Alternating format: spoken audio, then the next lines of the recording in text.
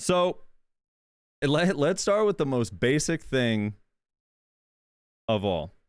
When you guys read the note, The did you guys prelude. both? Yeah, did you guys both read the little blue text prelude?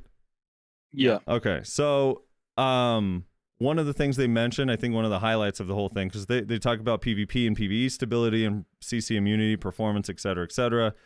But the thing that they say is, although this patch is an overall buff, it will have an impact on PvP. In particular, I think that people who enjoyed small-scale battles such as 1 versus 1 will be somewhat disappointed and concerned because many of the gaps, they put that in quotes, during battle have disappeared.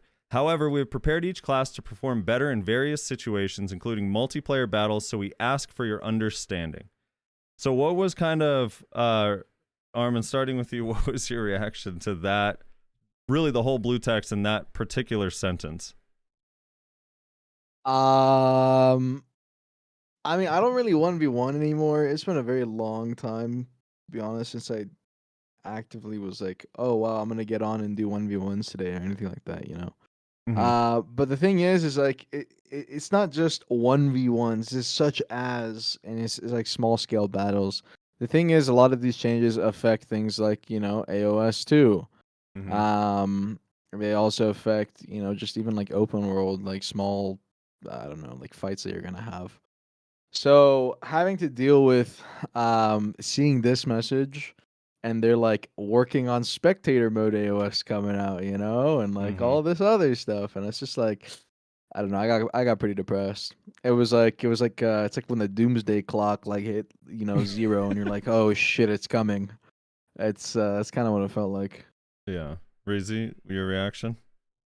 Yeah, similar thoughts obviously. Like Armin and I kind of both came from like the same 1v1 community, and I would say the Skirmish? Well, majority skirmish rats? Those guys? uh Or before kind that? of, but like not, I wouldn't like place it solely in that Okay. box, but sort of. Um and I think like the majority of people from that crowd haven't done 1v1s in quite some time. To be honest, even before this patch on labs, I think the majority of us just feel like the whole aspect of 1v1s that a lot of people enjoyed was the variance. And ever since reworks, SA grabs, a lot of that stuff feels very flowcharty. So what was there for a lot of us to enjoy has been gone for some time now.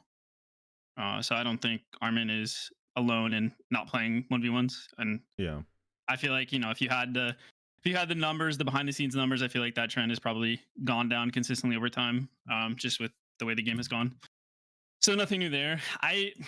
I'm cautiously optimistic with the patch as a whole.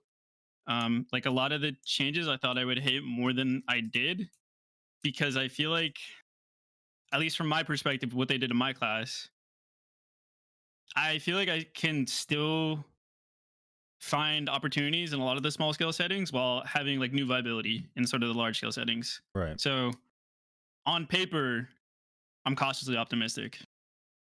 So, Armin, to expand on the 1v1 thing, and correct me if I'm wrong, because again, I was Mm. reminded yesterday, I'm not really qualified to talk about PvP, but I wanted to ask you, 1v1 is still important even in Solaire because you end up Yeah. in isolated 1v1s all the time. Like after a V, someone comes to chase your V, you don't have the stamina or the time to get back, and maybe you feel like you can catch this person now that no one's there Yep. to peel. So it's not like 1v1 isn't a part of the game. Even in large scale, you end up in 1v. I mean, it's like a series of 1v1s for assassin classes almost across the entire node war, right? Yep. Like, so I also kind of hate that they're dismissing 1v1 in that sense because it's still a part of the game. It's not like every single thing is like all right, UPA, us two go in. You know what I mean? Even like 3v3. So I'm a little Yeah. bit sad about 1 versus 1, but I do want to ask you guys when it comes to just the overall protection thing, because you were saying, Reezy, that it kind of gives you more opportunity while making you more viable in large scale. Is this,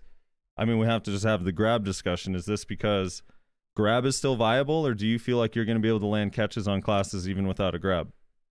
I mean, I was making the joke earlier this morning, like smokescreen no CC BDO 2024, mostly just because like the game has been like pretty much grab focused in terms of like the top of the flowchart and all of that. So when I say new opportunities, Um, I feel like looking at the patch, I'm still going to play a lot of these scenarios the same way because you're right. Like it is a series of 1v1s, but I don't really think you with the game the way it is now, you get to a point with a certain level of experience where you can just kind of operate on theory, especially with the way the game it is now. So that's kind of what I mean. Yeah. Armin, do you feel like non-grab classes should be worried about this patch? Um, no, I mean, like a lot of people are saying it's. I mean, even me myself on my stream, I was like, yeah, if you're not playing it grab, like you're fucked. But Mm-hmm. it's not. It's nothing to do specifically with like just the grab either. I think if anything, it's more so to do with do you have high DPS or like decently sized AOE's? Because for example, like I don't think Moose is gonna be shit. I think Moose is gonna be in a really good spot Right. for this Agreed. like upcoming meta. Even though he has no grab, and it's just because he has like such insanely high damage. He has really good AOE's. He doesn't care about grabbing you. He just needs to kill you through your super armor. And I think most classes are just going to be running into that kind of scenario. Um, so I mean, like I don't know how to explain it. I think anyone that's specifically saying, "Oh, like grab's got to go," or like this or that, like it has nothing to do with that. It's just everyone's too protected, so you just have to try to kill somebody standing. And if you can't, well then yeah, you're shit.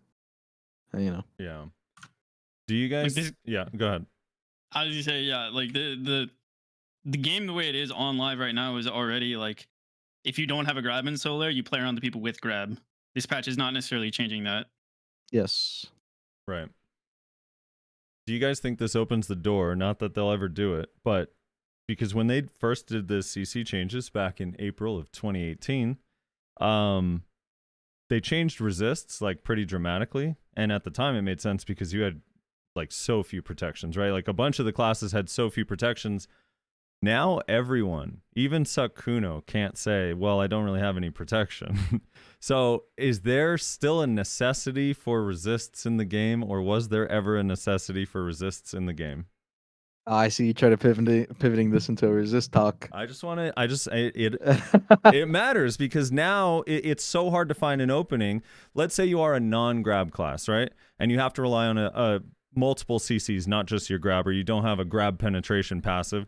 And you're like a suck DK and you're rotating your CCs or a Woos or whatever. And it's like, okay, I need to try to knock down. Sometimes I try to get a stun. Sometimes I get a float. I can't account for all of those ignore resists. And if someone is super protected, I'm fighting them for a minute anyway, and finally they make a mistake and I can't get the catch anyway. Is it not horrible for the game? Doesn't it only exacerbate that issue? I feel like from my perspective, and I've held this like even from 3 years ago, when people, when I started playing the game at that point, everyone was like, "Yo, when are they taking them out and shit?" Um, from my perspective, resists have always been a detriment to casual and newer players trying to pick up BDO PvP. Now some people might be shocked by that statement because they're like, "Oh, but they hope." No, like, bro, they make the game harder for newer players and Mm-hmm. less not as good players. Because at the end of the day, if I'm a good player, I'm only going to give you 2 gaps. And if I'm fighting a less experienced player, he's going to give me 10 gaps. And frankly, if I have resist and he has resist, who's benefiting more when I have only 2 gaps showing and he has like 10? I'm overall benefiting more. I'm going to have more opportunities to catch this guy. So now, since everybody is only going to have 2 gaps showing every 2 seconds, smiley face. I mean, obviously, resists are gonna feel even more heinous. Do I think they're actually going to do anything about it? Probably not. I'd probably not, to be honest with you. Which is super hypocritical from them, considering that I feel like they are aiming towards doing a lot of these changes towards making the game easier for casual players. The fact that they still have resistance is it's a joke. I mean, like Yeah. I don't know what else to say. So. Breezy Yeah, I and mean, same boat. yeah, I think I fall into the same boat. I mean, we've held this. I think everybody from our little community has held this belief back when we were doing fucking AOA for like 7 hours during COVID, and that was back when Zarka, the trial Zarka, didn't have ignore resist in it, Mm-hmm. and everybody would just like mauled consistently. We'd still play around it. It's just, but it didn't make it fun. It was just ruining the game for pretty much everybody involved, just for some arbitrary reason that some guy decided. So I mean, you're not gonna find a dissenting opinion, I guess, from me in that regard. And I think there's like other aspects that not enough people talk about, like Solaire, for example, or just other aspects of the game. Like the more annoying resists become for just everybody, the more important having like a grip passive ends up becoming. Mm-hmm. And for those classes that don't have it, it feels really shit because that's like 3 crystals of ignore resist that you just don't have access to in a game that's repeatedly become more grab centralized. Right. All right, moving on from resist in this initial note. Obviously, they're mostly adding protections across the board to everybody, and then some of the classes like Awaken Drac and Suck Sage didn't get any changes whatsoever. I mean, just as a general sense with these protected CCs, let me lay out kind of my thinking, like a positive and negative, and then you guys tell me how you feel about it. Because one of the things I never really understood about the rules of the protected CCs when the CC changes first happen is that you can have them in pre-awakening, but you can't have them in awakening. And the one silver lining I see in these changes is they've kind of finally changed their mind on that, where it's like, okay, you can have the protected CCs in awakening, and we're gonna on awakening classes remove some of the ones in pre-awakening, which on paper I think makes sense for some, and for others it depends on how much they like or enjoy using the pre-awakening. But it never made full sense to me that a class would have 3 or 4 protected CCs in pre-awakening and nothing except for their core in awakening. So that part I kind of like. The downside is it seems like the amount of protected CCs on average is going up, which means, again, I know people don't like to think of it this way, but when all you have is protected CCs, it takes a ton of the strategy out of the fight because you're just going to throw them out, right? Like, especially if they're low cooldown, you don't have there's no downside to using Fiery Crevice every 6 seconds, at the edge of its range, just on repeat. Like, the more often you throw it, itself. Yeah, exactly. It's a flow chart. So for you guys, do you think overall them moving the protected CCs a little bit from pre-awakening to awakening is good or bad? And then separately, having more protected CCs overall, good or bad? Reezy, you first. Sure. Some of them, like I said, I'm cautiously optimistic about because they're like combo frontal guard tools on some classes, and others I think they're like kind of ridiculous, especially considering the CCs, or not the CCs. Well, the CCs and the CD on them. Like, just to give one example, I think like the Musa dash slash one is nuts. Like It's nuts. It's actually insane, and that's not even like a grab example, right? It's dash slash with BSR dash slash option, and then on top of that you have a fiery, or a searing slam. So that's like what, a 7-second cooldown, massive AoE KD, and then is it a 4-second or 5-second cooldown on the dash slash, and then the BSR obviously. Like, it's just, Yeah. those are all KDs too, by the way. So yeah, searing is 6 seconds, and then right. dash slash is 5. Right. And then I look at like Suck DK, for example, and what was the skill they got frontal guard on? It was, I always forget the name. On Suck DK? Enforcement. Yeah, so enforcement. So I tested it. It's not frontal guard all the way through the skill. Yeah, I don't know if it's on the not the first flow, hit, right? but Yeah. it's just It's so not a bug. It's not a bug. Yeah, so it's just the stiffen, it's not the float. And like that one I really don't mind. I don't really feel like that's changing the way I play versus Suck DK, but it makes their quality of life better in, large scale fights, right? Right. But it's not changing my small scale interaction. So again, that's like an example of one where it's like, I don't really mind. Right. Armin? The protected CC shift? I think my whole problem with this entire patch notes from the beginning is that you look at the header note, and what they're saying is that, hey, this is supposed to be it's like an overall buff. But it's supposed to be focused around bringing classes into like multi-scale battles, right? And I think everyone can agree that most likely means like these 15v15 they're releasing, or like Node War or Siege, right? And then they go and are complete hypocrites, and they're excluding certain classes that everyone can agree that is pretty strong, like Awakening, Draconia, Succession, Sage on one end. But then on the other end, you're seeing classes that are still considered, primarily large scale classes, insanely strong, literally seen everywhere in NA and EU, like Awakening Valkyrie, like Zerker, and all these. And then they're like, hey, let's give it more. But then they're picky and they don't give actual, more protected CCs or like help to classes that, really, I think in terms of large scale PvP, need it. Um, like Mystic, she's trash in large scale. Suck Ninja, which I play, like no one plays that fucking class in large scale. Tamer, some other classes, like I could go through the list. So I think the fact that you're basically going through a patch note and it's up to the devs to make a decision whether or not, picking and choosing, hey, this deserves a buff right now and this doesn't. And it seems like there's a lot of discrepancy based on what classes are getting massive buffs. And, frankly, to be honest with you guys, it's literally the same exact classes that have been the patch notes every time there's a buff. Awakening Valkyrie has had straight buffs for the past year and a half. It's been the number one class for so long, still getting stronger. And on this patch notes, they arguably got like 2 insane massive buffs when they're already insanely good in large scale.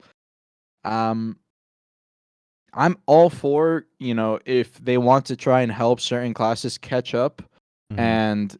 and be able to do larger scale battles according to their own words. But it doesn't really make sense if that's your statement, but then you're going and just doing the opposite. You're like specifically not giving tools to small scale classes that are struggling in large scale, and then giving tools to large scale classes that are already doing good in large scale, like Musa. Like I don't. That's the Right. part where it really really lost me, and I think Well, part of the problem basically is just their tilted me. messaging. Like the way they sell the patch, or at least have sold the lead up to the patches. This was going to be like PvP adjustments across the board, and then the prelude is talking about the purpose of it, and so there's this disconnect. Like, is this a rework, a mini rework? Is this a large scale like efficiency patch? And then, like you said, they're always inconsistent. They don't do nerfs. Things they need to do, they just ignore. Why do you Yeah. think? I mean, like, if I were to say what 2 classes do you think need nerfs the most, which 2 would they be for you guys? Like, just general, just the answer- class name, yeah. Across the entire game, or do you want to focus on like Small scale, the new GVGs, and Node Wars. So 1v1s. So which Battle Arena classes need out. nerfs? Yeah, if you were to name 2 classes that are like, these are clearly overtuned, and it's odd that they haven't been nerfed, what 2 would those be? Awakening Draconian, track, Awakening Valkyrie. Yeah. And Valkyrie? Yeah. Okay. Yep. Mine would be the same. I'd lean also a little bit Suck Zerker, but yeah, those 2. So why do you think, because it's like everyone knows that. Everyone knows it, everyone feels it. Why do you think they're not making any changes to those classes? Like, especially Drac. I could see like somehow Valk weirdly under the radar for PA, but Drac I feel like is so obvious. Do you want my I want your my real, brutally honest opinion. Why do you think Awakened Drac is going to be left alone now? Korea doesn't play it. That has been my opinion for a year. Anyone that watches my stream knows I talk about it all the time. It is because Korea doesn't play it in my eyes. Frankly, if you look at the buff list from today, Mhm. the vast majority of the classes that got buffs today, it was classes that Korea doesn't play. Awakening Drac, I was very surprised wasn't on this patch notes, but I think they finally realized with how much people have been complaining in other regions, they didn't buff it. But like Awakening Valk in Korea, there's like 2 people. It's legit 2 guys that play it. Meanwhile, in EU, like every guild has 7. I don't know. Right. So, that's how I look at it. Is that where you stand, Reezy? You think it's just the population in KR? Just real quick, by the way, Awake Wiz is not top 1 in KR. Awakening Valkyrie got rank 1 in KR, not Awakening Wiz. So, I mean, I don't think he's wrong. I also just think they're slow to do these changes in the first place because of, I mean, from what we've heard from the past. And I can't really go into too many details, but from what we've heard in the past, they don't like consistently. It's not like they're looking at balancing classes 365 days out of the year. They do these patches when they can, but they're not consistently like doing this stuff. So I think they try to do broad strokes with the idea that like, okay, we're pivoting to class balance, and so let's do as much as we can since that's what we're focusing on right now. And they end up trying to buff everybody instead of doing small tweaks consistently, because everybody likes to be buffed, no one likes to be nerfed. And Yep. I feel like their mo throughout the years has always been like, let's just not get people mad, do whatever we can to keep everybody happy. It's just so weird. Yeah. I think the last time I saw a class getting nerfed was Megu, and that was because everyone in Korea was playing it. I think it was 60% of all Siege guilds had was Megu. Was the statistic I heard from people I was talking to over there. So That's the last time I saw nerf. Do you guys think they don't keep a log of previous patch notes? The reason why this comes to mind is because it wasn't all that long ago that Weakling Hunt changed from Super Armor to Forward Guard. And it is super odd for it to go back. I mean, I understand they could be CC'd out of it, but it's not like they had the skill locked. So is it just they actually feel like the class is getting caught too often? Or do they not have is it a totally different person on the patch? Like what is happening here? This is the part where I get really confused because like wasn't that the main issue or like one of the problems that like the overall protection on that class? And now like I don't even know how you CC it. I know everyone says you're supposed to just grab now, but that class, the way it moves around, it's not easy to grab. That's not like I'm just gonna walk up and grab the Zerker that's sprinting around and leaping and weakling hunting everywhere. You know what I mean? So I don't know. It's a weird skill to pick too, because like their stated goal in the prelude is large scale focus or multi-scale battles, but that is like a small scale buff more than a large scale buff considering the AoE, right? Yeah. So I don't know. I don't know if they keep a database, but I do feel like they're overly focused on spreadsheets, and that's just my outside opinion. I mean, this one's a hard one for me to answer considering I fucking worked there. Like, I don't know. Like, the way I look at it is to add on to Reezy's point real quick. Like, I mean, like, dude, I don't know. Chris Pauly, I could open up his YouTube channel and that guy has fucking stuff going back 7 years every single patch. I don't think he's missed a day. Mm-hmm. Shout out to the fucking GOAT Chris Pauly. Anyways. But like if that guy is keeping his own database basically running, I mean, I'd imagine obviously they're probably going to have their own. But you would consider the fact that if that was the case, like the Weakling Hunt buff on Suck Zerk, it doesn't really make much sense. Right? Like someone would have been like, "Hey, I was thinking about changing Weakling Hunt to Super Armor, but I saw in your notes from a year and a half ago you guys removed that essay. What's the deal on that?" And everyone's like, "I don't know. That guy's not. He doesn't work here anymore. Just put Super Armor on it, man." You know what I mean? Like, I don't know what's going on over there, man. It's alarming. All right. Let me ask you guys about your classes in particular. We'll start with the off spec and then the main spec. So Armin, Awakening Ninja. You lose Smokescreen and Pre-Awakening. Mm-hmm. You gain Super Armor on Shadow Slash, which is, for those who don't know, is the Awakening version of Block Jump, the Q skill. You lose the Bound on Seamless and the Float on Vacuum Slash, but gain Forward Guard on both. And then they improved the charging speed of Drastic Measure. Mm-hmm. So I guess overall buff, nerf, how are you feeling about the trade-off with Smoke to Shadow Slash? How are other ninjas feeling about that trade-off? I think me personally, I think it's a amazing trade-off, and it's a big W for the class.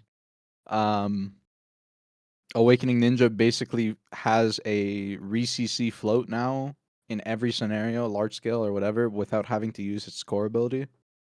So, I can engage with a protected float and not have it be my core skill. Like, I think that's crazy for any class. And that hasn't been something that short swords have really had access to for a very long time.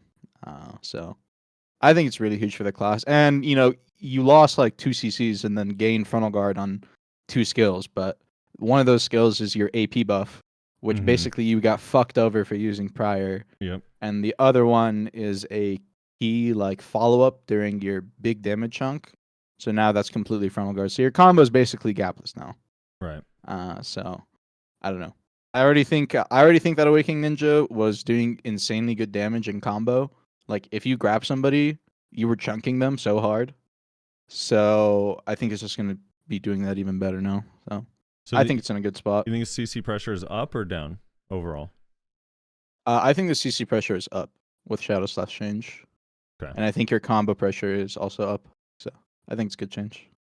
And then Succession Ninja, you got to keep your smoke screen. You gained super armor effect on Prime Black Moonlight, which I believe is a 14-second cooldown. And then you got iframe during, so it's unprotected stun on Behead, but now it's iframe when invincible and super armor at the end. Thoughts on those two changes? Basically the only thing Succession Ninja got out of this change was the Black Moonlight float. That was it. The beheading change doesn't change a single thing. The beheading change was actually probably the most pointless change I've ever seen. Why is that? It's like, you basically already have a tool to go like, hey, you enter this ability and then you cancel out in the middle of it into like a protected another ability, right? Mm-hmm. But then they're like, hey, let's add super armor to the second half of the ability that you're canceling out of already. Like, what's the point? You basically already have the same thing. So is there no value in the damage that comes from the second hit? For reference, and I think every single person watching this will understand how little damage this ability does just based off this. That ability has minus 86% in PvP. So you can only imagine how little damage the skill does. So you don't really get any benefit out of doing the full cast. It is purely a CC ability. The thing is that it's I think when it comes to comboing in BDO, minus DP debuffs are probably the most important factor to getting like good damage off on any class. A lot of classes like Striker basically have their minus DP built into their natural knockdown ability, like Spiral Cannon. Suck Ninja doesn't have that, neither does Awakening really. And for us, it's supposed to be beheading, so I was hoping that maybe they can make it so that we could use it on the first half being protected, but they didn't do that. So yeah, basically the only thing the class got was the Moonlight Edition. So how do you feel about the Moonlight Edition? It's alright. It's alright. Is it gonna be a catch or is it more for protected combo? I think personally it'll be a mix. I mean, that's kind of the ability. You always use it as a mix anyways. Yeah. I think the disappointing part is that we wanted a protected float because the class has never had a protected float. We've only had protected stun. Mm-hmm. But Moonlight is mostly used as a stiffen. Even though it has a float version, like you usually use a stiffen. Right. Because animation cancels into it. So I don't know. I was pretty disappointed with that part. I would have preferred Foxclaw. Kuno got like frontal guard Foxclaw. I would have just preferred to have that, to be real. I think that would have been more useful. So I don't think these changes will make any difference in Succession Ninja. Like if you're fighting a Suck Ninja, you're not even gonna notice a change. It's gonna be the same exact class. So all right, Reezy. Before he belittles us too much, with his nonsense. Our Foxclaw doesn't float, so it's a little different situation over there. We also lost Smokescreen, both in Succession and Awakening. We did. Kunai, we'll start with Succession. I know you don't want the bad news first? Most recently you've been maining Awakening, but everyone knows you've been Succession in the past. So let's start with Suck. Tragic Blade no longer has forward guard. Okay. Smokescreen. Smokescreen no longer a stun. Kunai block, both the Q version and the S block no longer consume stamina. So the last class in the game with a stamina block is now gone. Still an animation lock though. Still an animation lock. Succession, Prime Wheel of Wrath now has a forward guard added to it. Prime Foxclaw now has a forward guard added to it. Prime Shackles loses the stun but gains super armor. They sped up Kunai Throw and the jump Kunai Throw. No longer consuming stamina during S block. It's huge. That's so huge. So huge. your thoughts on it? Actually is big. I know it sounds crazy, but Unless you play Sakuno, you don't understand yeah, it, you don't get how big it is. because you use it when you're stammed out, and then you S block, and you're like, uh-oh, they know I'm stammed out, and they're keeping me stammed out by hitting my block, you know? Yup. Anyway, so what's your feelings on these succession changes? Good, bad? I feel pretty good about them overall. Like the biggest problem Succession had, hands down. Well, if top two were you can get catches, killing the person on the ground is a lot of effort. You feel like you have to like do everything possible to just eke out every bit of damage you can from your skills, because anytime you get a catch in Solaire, large scale, whatever, multiple people, there's like either 3 projectiles coming your way or someone's about to rush you down with whatever protected CCs they have just on top of your head. So comboing was probably your top issue on the class, to the point where like people were running full glass build, 253, full DR, no sales. You know, like I can't tell you how crazy it is that people were foregoing sales given how broken that crystal is, but like they were, just because you needed the accuracy for more damage and all that stuff. So yeah, that was issue number 1, and then issue number 2 is the stamina. So both of those got addressed, and we lost smoke. Losing smoke is a big deal, but I personally believe it's manageable. Have to see on live though. Like it's hard. Like I can't fully explain the the nuance to losing smoke, just because I don't know. Like everybody who plays short sword knows how good that ability is. That was like the central piece of the kit for 4.5, 5 years. Yeah. And it's going to be really weird playing without it, but I do think the class has the tools to do it. And so we lost a little bit of catch, but this is a world where like grab became your primary catch anyway. And you gained, I feel like I can look at the game and I'm like, okay, I can play suck in, pretty large node war fights. I feel really good about it. 15-15 sounds great with these changes. I feel really optimistic about playing suck into, this new patch. So that's suck. Yeah, that is suck. Do you think so with the super armor and the 2 forward guards, you feel like the stam and obviously the S block not stam locking, you think the stamina is going to be fine now? Like for good players that are managing? Yep. Like there were moments where you had to stop and do nothing on live right now with the way it works. I think if you're like really proactive, you might still run into like once in a blue moon, you have to like be proactive about managing stamina with like, stationary tendon, stationary flash, but it'll be a lot less.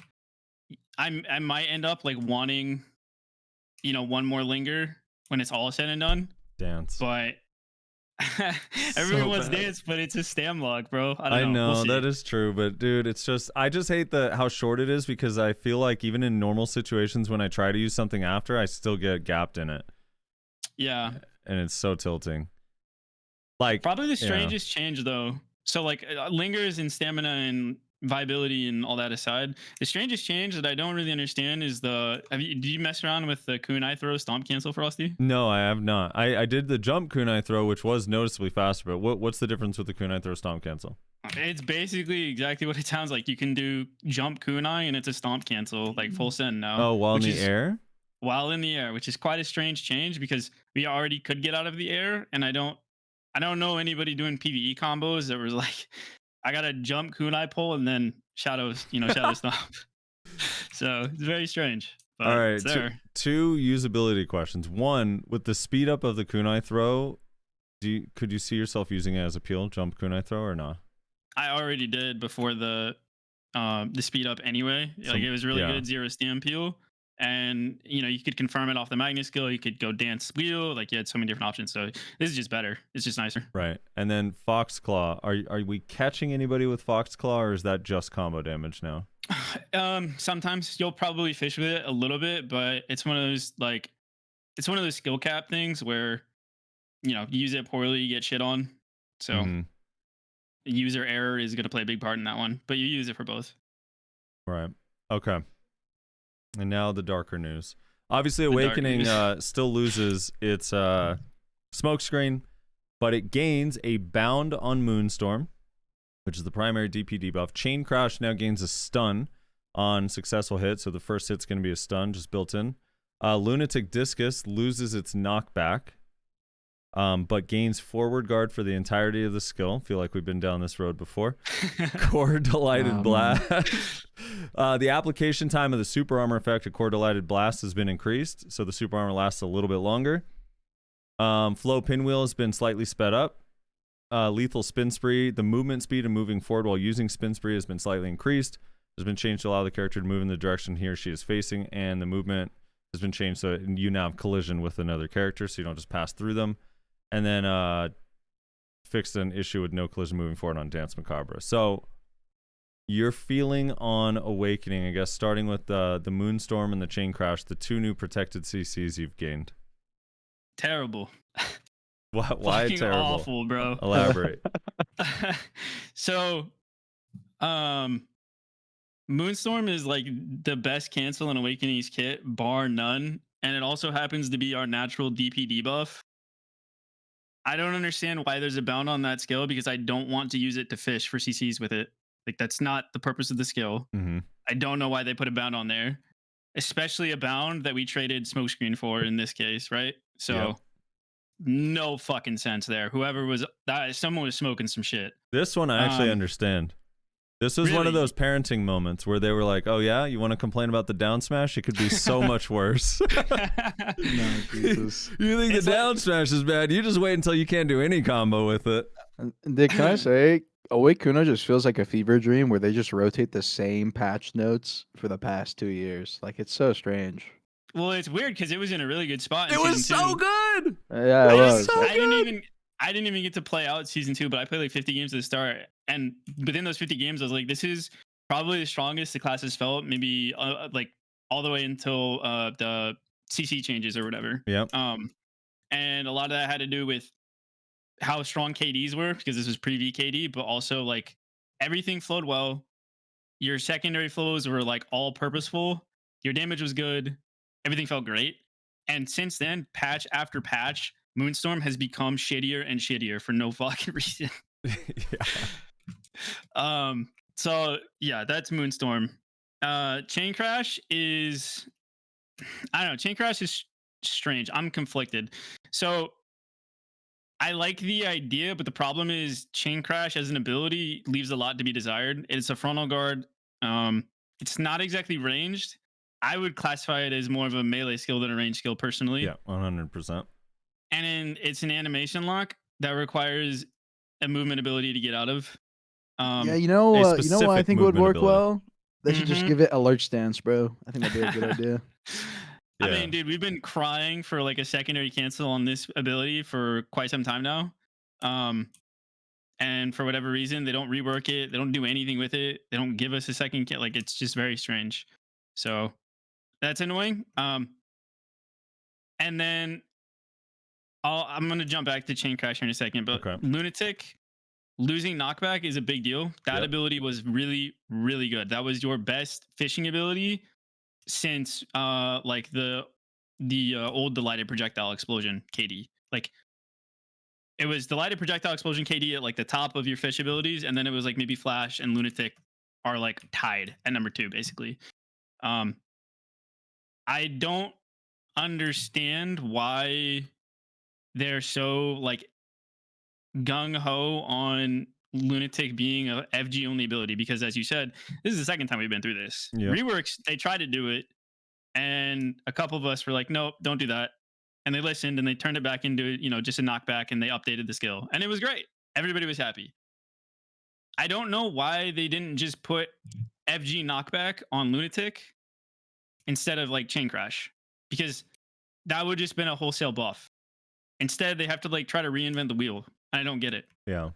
No, 100%. That's, I feel like the amount of options you have, it's like you could have done forward guard on wheel. You could have just not done anything with Chain Crash and put the knockback with a full forward guard. If you were going to try to do a protected CC, you could put, I don't know, something on Lunar. You could put a stiff on Lunar Dash, would have been like a really interesting change, like something. But instead, it seems like every single decision they made is just, if you actually play the class, is like, dude, what is going on? Why? Because it does feel, I know it's supposed to be buffs, and it sounds like it's so weird. If someone told you a year ago, like, dude, you're going to get 2 new protected CCs next year, you would be like, no fucking way. This is going to be crazy. And it's just like, they're actually downgrades is so difficult to do on a class. I feel like it's so hard to just give a class protected CCs and they somehow be a net negative is so odd. So I don't understand, man. Like it's weird too, because it lines up exactly with what I've been complaining about with PvE, where it's like whoever is working on succession in PvE is like fucking on it. It's so good. The PvE changes all made sense. Everything flows together. The damage feels nice. You have a good rotation. And then on Awakening, it's like, dude, is anybody giving them actual feedback, or are they just like, well, we don't have anything, so we're just going to try stuff? Because that's how it feels. And it's exactly the same with the PvP. Feedback for it. They get feedback for it. Well, When, I don't know about PvE, but PvP, they definitely get feedback for it. when you guys are done talking about Kuno, I have something I wanted to bring up as like a topic. So all right, sure. we'll close it out in a sec. So the delighted change is nice. I don't know actually how many people knew this, but if you didn't use like one of the 3 delighted cancels, you actually have a gap, even if you take the core on live currently. Yep. So I believe this closes that entirely, which is nice. It's a welcome change. It does. I tested yesterday, and you can go straight into half moon, no gap, or pinwheel or spin spree, I think, with 0 gap.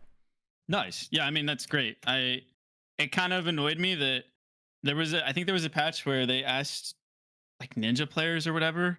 No, this was reworks. They wanted to like spruce up the core skills for ninja, and they asked us on Kuno, and I told them like, yeah, do this, or like change spin spree into like a stun or a float for the core, so it's actually like viable. Nothing happened. So here we are. Yeah. And then the spin spree movement is nice. Like it doesn't really do anything for the class, but it's cool, so whatever. Yeah. Well, now that it doesn't have, now that it has collision, it's not annoying.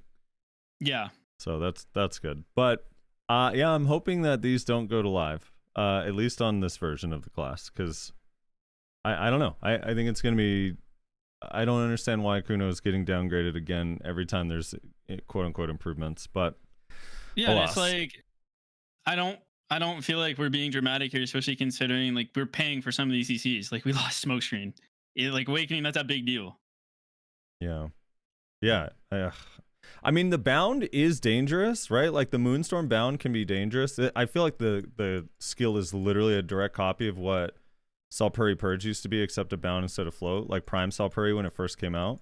But it's just like, okay, so if I'm going to be using the skill as a CC attempt, and it doesn't land, or I don't hit somebody, I now like the class. Armin just said it earlier. How important getting an early DP debuff is in your combo, and just not having that. The class literally doesn't have one now. Yep. Basically, I mean, you could kind of finesse it if you like had a grab combo of your own with ankle cutter and then, you know, playing around that. But there's no real world where like my buddy gets a catch and solar and I'm like, hold up, run up ankle cutter. That's my first thing I'm gonna do, you know? Bro, yeah. I have to do that, man. Hey, come on, man. Nah, you don't have to do that. Nobody dude. expects you to bring the DP debuff on your class. They just expect you to bring the E buff. Okay, you're not wrong. Bring the bleeds. But the final thing I guess I kind of wanted to say on that is I feel like Awakening was already in kind of a unfortunate spot from where it went in season 2 to season 3. And people are, I know some of the community is divided on like Pinwheel versus Wrath and all that, but like Pinwheel had to do damage in order to make up for what we lost with Flow Wrath, in terms of like value and what we got off of it. And it doesn't do enough damage to justify what we lost. So I'm fine with Flow Wrath existing as like the utility ability, but we should have gotten something this patch that like allows us to, you know, drop AP more, run up the evasion a little bit more, just the way the class wants to, but we didn't. Nothing. You gotta your combo's borked now. That's what you got, and you're gonna be happy with it. Can't wait to see the next patch for Moonstorm. I know, dude. I know. I don't even know. It's just gonna say a bound. It'll say like a bound on the first hit and the last hit, so it's just hard CC caps at the beginning. I don't know what else it could be. What did you want to bring up, Armin? It's really interesting for me looking through these patch notes. Uh-huh. It's you can literally tell. Just like obviously the PV patch notes I think gave a big tell as well, but these ones specifically, you can really tell which classes they actually understand Mm-hmm. and which classes they're just like, yeah, let's just fucking slap some shit on there. You know what I mean? Do you have an example outside of Awakened Kuno? You have an example of another slap shit on their class? I think a good well, okay, I'll give you the opposite, and then I'll give you the Okay. slap shit on there All right. example. I think you can really just look and just see when they were doing the Musa patch notes, they knew exactly what that class like. It basically its only gap was. Right. You know, they're just like, okay, yeah, we're just gonna give SA to dash slash, and we're gonna on top of that, fuck it, why not? Let's take a couple of shots and give a stiff and multi hit on his one step back as well. Just to say fuck it. Another So- one is Awakening Nova. Like one of the few things that got hit out of during Excel was the Excel version of Stars Call or SQ on ReCC. Now Mhm. one of them is frontal and one of them is full SA. So they don't get hit out of that now either. Yeah. And then on the, complete opposite spectrum, I think for me personally, looking at Sage, I don't think the Sage patch notes were like, it's weird to explain. That one really did look like it almost was like a, hey, let's just fucking do some shit. You know what I mean? Yeah. Because they're just like, oh, we'll take this out, we'll put this in. Maybe I can add some spices here. Oh, what if I just add a little bit of cheese on this corner? Like, it really looked like they entered the kitchen, took some random ingredients, took some shit out, and put some shit in the pot.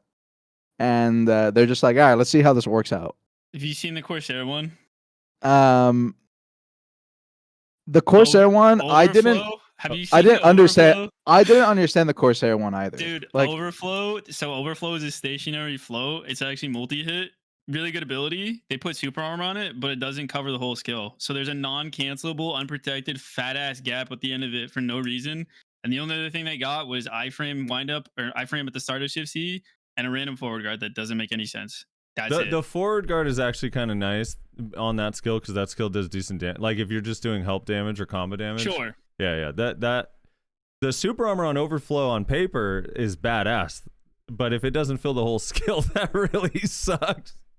Yep. Because you can use it in Awakening with SQ without swapping, or you don't have to like C swap to use it. So it could be like a legit catch. I don't. How big is the gap at the end? Is it like what percent of the Big. skill? Really? Yeah. Oh god. Here, I see. You have a clip? I mean, I can just get on it and stream it for a second. Yeah.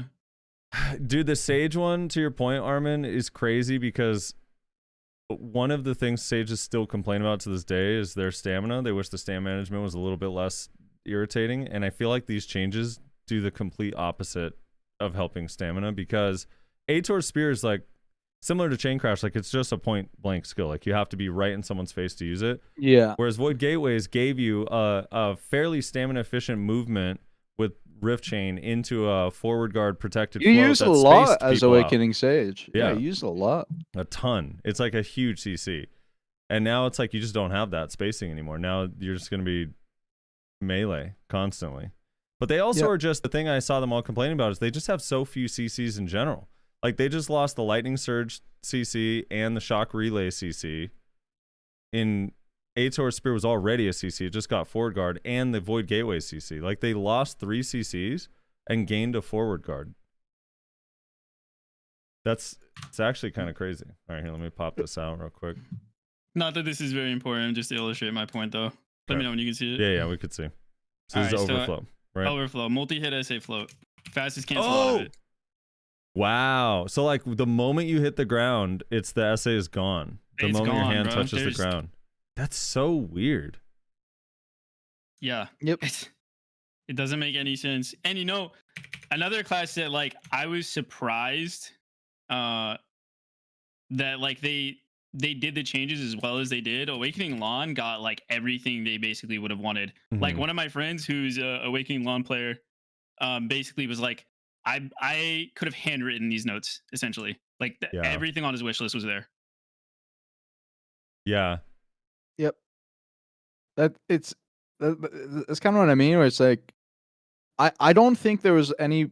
Maybe there was a few people coming out of these patch notes like, oh, like, I'm content.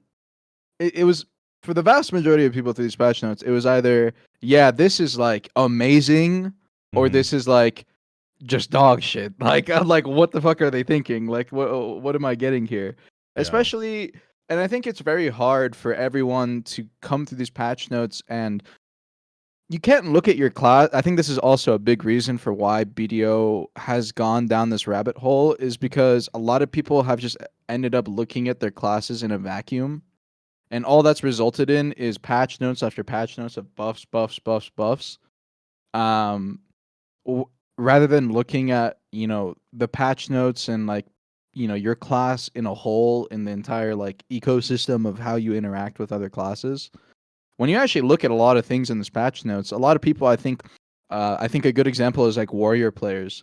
They would normally be very content with this patch note if oh wow, I have a gapless combo now. I can go Right. into a large scale scenario and get someone on the ground and actually not be afraid to like drop my damage, drop my KD, and actually be able to use my skills. Cool. But then when you actually look at it in the grand scheme of things, they're getting this, and then the rest compared to everyone else, like they're basically back in the same spot they always were. They're still going to be in a shit spot. They're still going to get ran over in large scale group play. Nothing really changed. So The Reckless Blow in Solaire is pretty cracked, though. Do you disagree? I think it's good. Like that's kind of what I'm saying is like I think it's a good change, but Right. when you're comparing it to everything else that's happening on other classes, I don't know, getting some protected combo damage is like nice and all, but the bar was raised even higher. Right. The bar. Yeah, You don't shit exactly. on my On some parade. classes, yeah. No, I know. I feel the same. I mean, it's like it's funny too because it keeps like, dude, please, we can't let this patch go through. And I'm sitting here like, oh my god, this sucks so bad for Awakened Kuno. And then I'm like, but this is everything I've dreamed of on Suck Kuno. I'm so fucking torn. I'm like, dude, I've been dying to be able to like just re-CC someone safely without having to beg for my team to please come re-CC. Yeah, it's a different feeling when you feel like both specs on your main are shit in one of the primary forms of content, and there's a patch that is like basically promising, hey, you can play the game with everybody else now, at least on a somewhat level-ish playing field, Yeah. All right, let's power through each of the classes and just get your general opinion. On the protected CCs that they gained. So, on Suck Warrior, Prime Earth Tremor, the bound is applied to the player as well. They got forward guard added to Heavy Strike, and then I think that's it for Succession in terms of like new protected CCs. This powerful, make a difference. I know that class is already kind of underrated. Do you think this brings it up a bit, or? As a Suck Warrior connoisseur myself, Mm-hmm. I have a decent amount of hours on the class. Oh In yeah, a I vacuum. remember. Yeah, you were hinting on that one. Yeah. Okay, all right. Well. I in a vacuum, these changes are actually really good, especially getting Bound and Earth Tremor. Like that's crazy. People Trading that like, for chopping cake. yeah. I think I would take it personally as a because Okay. in a large scale group scenario, I think you would much rather have Bound on Earth Tremor. Bigger AoE, yeah. Bigger AoE. It's crazy, but in the grand scheme of things, it's pretty much going to end up making not big of a difference. Right. So that's my opinion. And then Awakening getting Flow Reckless Blow, full super armor. Ankle Break with the bound is removed. It's now super armor on that ability as well. And then Frenzied Strikes lost the KD and is also now super armor during the entire ability. This one almost feels, outside of Reckless Blow to me, this one feels PvE focused. Maybe I'm trolling. It seems really, really good. For like, I mean, it's basically kind of the same comment that's going to be echoed, though. It doesn't really change them in large scale if that was the focus of the patch. But like the small scale changes that's giving them seems great. It just seems upgrades. Yeah. They'll be better in small scale. They're going to get caught a lot less in things like Arena of Solaire when they're trying to do combos or, I don't know, just anything small scale in general. But you think it'd work in the 15v15? No, you're not going to bring a warrior there. your warrior is not grabbing in 15v15. Yeah, And I mean, like maybe Crunk God, but like that's about it. that's the job of the scholars, you know. All right, Sork, Storming Crow. I fucking hate this skill, so I'm biased on this. Fuck this skill. Storming Crow loses the 0 cooldown bound effect after 8 years. That's in pre-awakening, so that effect suck and awakening. And then Succession gains super armor on turn backslash, and prime turn backslash is actually a float on Suck Sork, not a bound. So that's actually pretty interesting. I don't know if it has air attack though. I think it does. Let me double check real quick. Yeah, I'm doing the same. I feel like they didn't that. Yeah, it doesn't have air attack. They love inting these things. I think It's a lot. Sork is super easy. I don't think anything fucking changes about this class. Pretty much nothing. Well, I It's- was it's gonna lit- say, so with Grim Reaper's Judgment gaining the SA and losing the KD, and then the core just gives the KD back. So technically, if they keep Grim Core, nothing's different, right? Outside of the Super Armor Soul Harvest. But I do wonder if some Sorks are going to try a different core and use Grim just as damage, because the knockdown does make it so you don't get down attack damage. They're during the gonna try it out, and Swap right then back. they're gonna swap right back. Yeah, I mean, I don't really think this does that much for Succession Sork. To talk a little bit about Storming Crow though, that skill was like, if you were a demon on Sork, you know how good that shit is. That skill was crazy. It's the assassin killer, man. Like it. Exactly. Like that was the short sword farming skill right there. Losing that is a big deal. Like I feel like that needs to be said. Losing. Listen, Storming, Rizzy, the 1v1 days are over, bro. Like 1v1 is not part of this game, bro. Storming Crow getting removed, who gives a shit? I'm gonna be real with dude, you. they go up in You're talking a Solaire. lot like It- someone right now that still has smoke screen stun, buddy. Listen, man, you think Isaac's going into Digi versus Cho ball fights on his Sork? He's be like, all right, I'm a Storming Crow this wizard right now and get this kid. Like, dude, no, he's 100%, not. bro. That's like he's 25 CCs right he's there. ripping the GRJ like it's a fucking Beyblade. He's pulling the thing all the way back and he's letting it rip. That's like basically it, dude. Okay. So, I don't know. Well, I mean, you can say all you want that it doesn't matter, but on paper it matters. So I'm gonna still mention it anyway. But you do you. Okay. I think in Solaire it matters too when someone's trying to CC you. I mean, it's like on a I good think so sword. too. Yeah. Yeah, I think so too. I can agree with that one. Soul Harvest, Soul Harvest is not Storming Crow, dude. Like that it's not. I know. Yeah, it's not. Otherwise, I don't know. Like the Sorks I was talking to earlier today, they're kind of just like Awakening. I don't know. Meh. Didn't really feel like shit changed. Yeah. It's not too much different. Ranger suck or sorry, in the main weapon, their evasion buff changed from all hit rate or sorry, accuracy buff from all hit rate plus 9% for 20 seconds on a 1 minute cooldown to it says 30-second cooldown, but someone said on live. I think Angel told me on live it's actually only 10 seconds. And its ranged hit rate increases by 12% for 20 seconds. But it no longer stacks with Cold Blade. Okay. Oh, it's 30-second cooldown, 10-second duration. Okay, that's what it is. Oh. Yeah, and it doesn't stack with Cold Blade. So technically, I don't know what the change is for. I guess so that maybe they didn't want him stacking. They felt like Ranger was doing too much damage. Maybe it was an intended nerf. I actually have no idea. They had to write down something. They had to put something there. Succession, Primer Generation, the knockdown effect has been changed to only apply to monsters, so Prime Regen is now just a super armor damage skill on Succession Ranger. Which I don't know if they were ever catching people with that. I'd be lying if I said, but I doubt it. So I feel like I'm gonna be real. Who gives a fuck about melee ranger skills like on Suck Ranger? You're basically just spamming off rooftops. That's I don't know. I think it's not really much of a difference. Ludi Q's Solaire, man, right?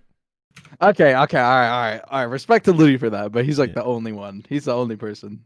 Can they get the attack speed buff elsewhere, or is it only on Prime Regen? I actually don't know off the top of my head. That's a good question. Ludi, do you get the attack speed buff somewhere besides Prime Regen? It might only be Prime Regen. Yeah, so It's I just guess regen, yeah. so it is technically an upgrade in that regard, I guess. Whatever. Yeah. Something. He was saying, so he said, although removing regeneration KD doesn't really change Suck Ranger large scale, it really gimps what abysmally little small scale ability we had. It was such an essential re-CC for our kit, especially for being able to punish reckless divers. Accuracy buff was the last thing we needed. So Well, yeah, there you That's go. what you got. Awakening, Wind Step now gives 20 DP instead of 10. Vine Knot, you go to the ground a little bit faster. And Elven Rage now has a 12% evasion shred. So, okay, I believe all they did with this Elven Rage change was they just moved the evasion debuff from Blasting Gust onto Awakening, so you don't have to Blasting Gust. I could on be wrong Blasting about Gust? this. Yeah, Blasting Gust normally has Yeah. Right. Okay. I think that's basically all this was. But they didn't move it, right? They have both. They didn't They have mention both. blasting Yeah. Gust at all. Yeah. Okay. So it's the same shred, basically. So I think this is more of just like a quality of life change. You don't have that to use makes their BG for the evasion. yeah, you don't down, have to use yeah. BG. I mean, it's a nice change. Yeah. I think the more interesting one for me was the Vine Knot change. I haven't seen what it looks like, and I know Flannels was talking to me about like he wanted Vine Knot to be more useful because you can't really use it in group play. It's like a Do you 1v1 remember only he was thing. also like super hyped out on like trying to get the plus 20 DP buff or whatever? Like, I don't know if he talked to you about that, but he was on that shit for a minute. Yeah. If the Vine Knot change makes it usable, like that's nice. They get more combo damage. But if it doesn't, I haven't been able to see it. So, but Yeah. if it doesn't, then I don't know. The DP buff also, I don't know if it makes much of a difference. And Shifty also has the 20 DP. Angel was saying it Vine Knot wasn't changed at all. So Okay. All right. So Ranger was busted. All right. Moving on. Zerker. I guess just be happy. Hey, this is my class right here. Succession Zerkers, Armin's actual main. Beastly Wind Slash. Frontal Guard has been added to Prime Beastly Wind Slash skill. Succession Weekly Hunt changed from Forward Guard to Super Armor. Ultimate Frenzy Destroyer, a Forward Guard effect has been added. How does this impact? Oh, and the stiffen effect on Wrath of the Beast has been changed to apply only to monsters. On the downward strike. The Wrath of the Beast change doesn't matter. Okay. To be honest, it's just you. Who cares? They had to pretend there was a sacrifice and throw it in there. Yeah, basically. Yeah, this is one of the good ones, basically, where they knew what they wanted and player written changes type thing. They knew exactly what Suckzerk wanted. They knew exactly what it wanted. The Beastly Wind Slash change as Suckzerker, I don't actually think it makes any difference because you already had Frontal Guard on Beastly Wind Slash when you did it out of Lava Piercer. Mm-hmm. So when I saw this change, I was really confused. It was just kind of a thing of like, okay, combined with the Frenzy Destroyer change, after I grab somebody, I can technically do Frenzy Destroyer into Beastly Wind Slash, full Frontal Guard into like a spin. Like I guess you could do that. I actually think this was more intended to be a PvE change. Like I'm fully confident on that. Yeah, because it makes more sense that way. Yeah, this really seems more like a PvE change because you would get CC'd out of Beastly Wind Slash in PvE because you're not doing Lava Piercer, Beastly Wind Slash. You're doing FD, Beastly Wind Slash, spin in PvE like all the time. So yeah, this is super PvE change. The Weakling Hunt one is more so the PvP change, and I mean, I have my Twitch clip I think that I made on my like short stream.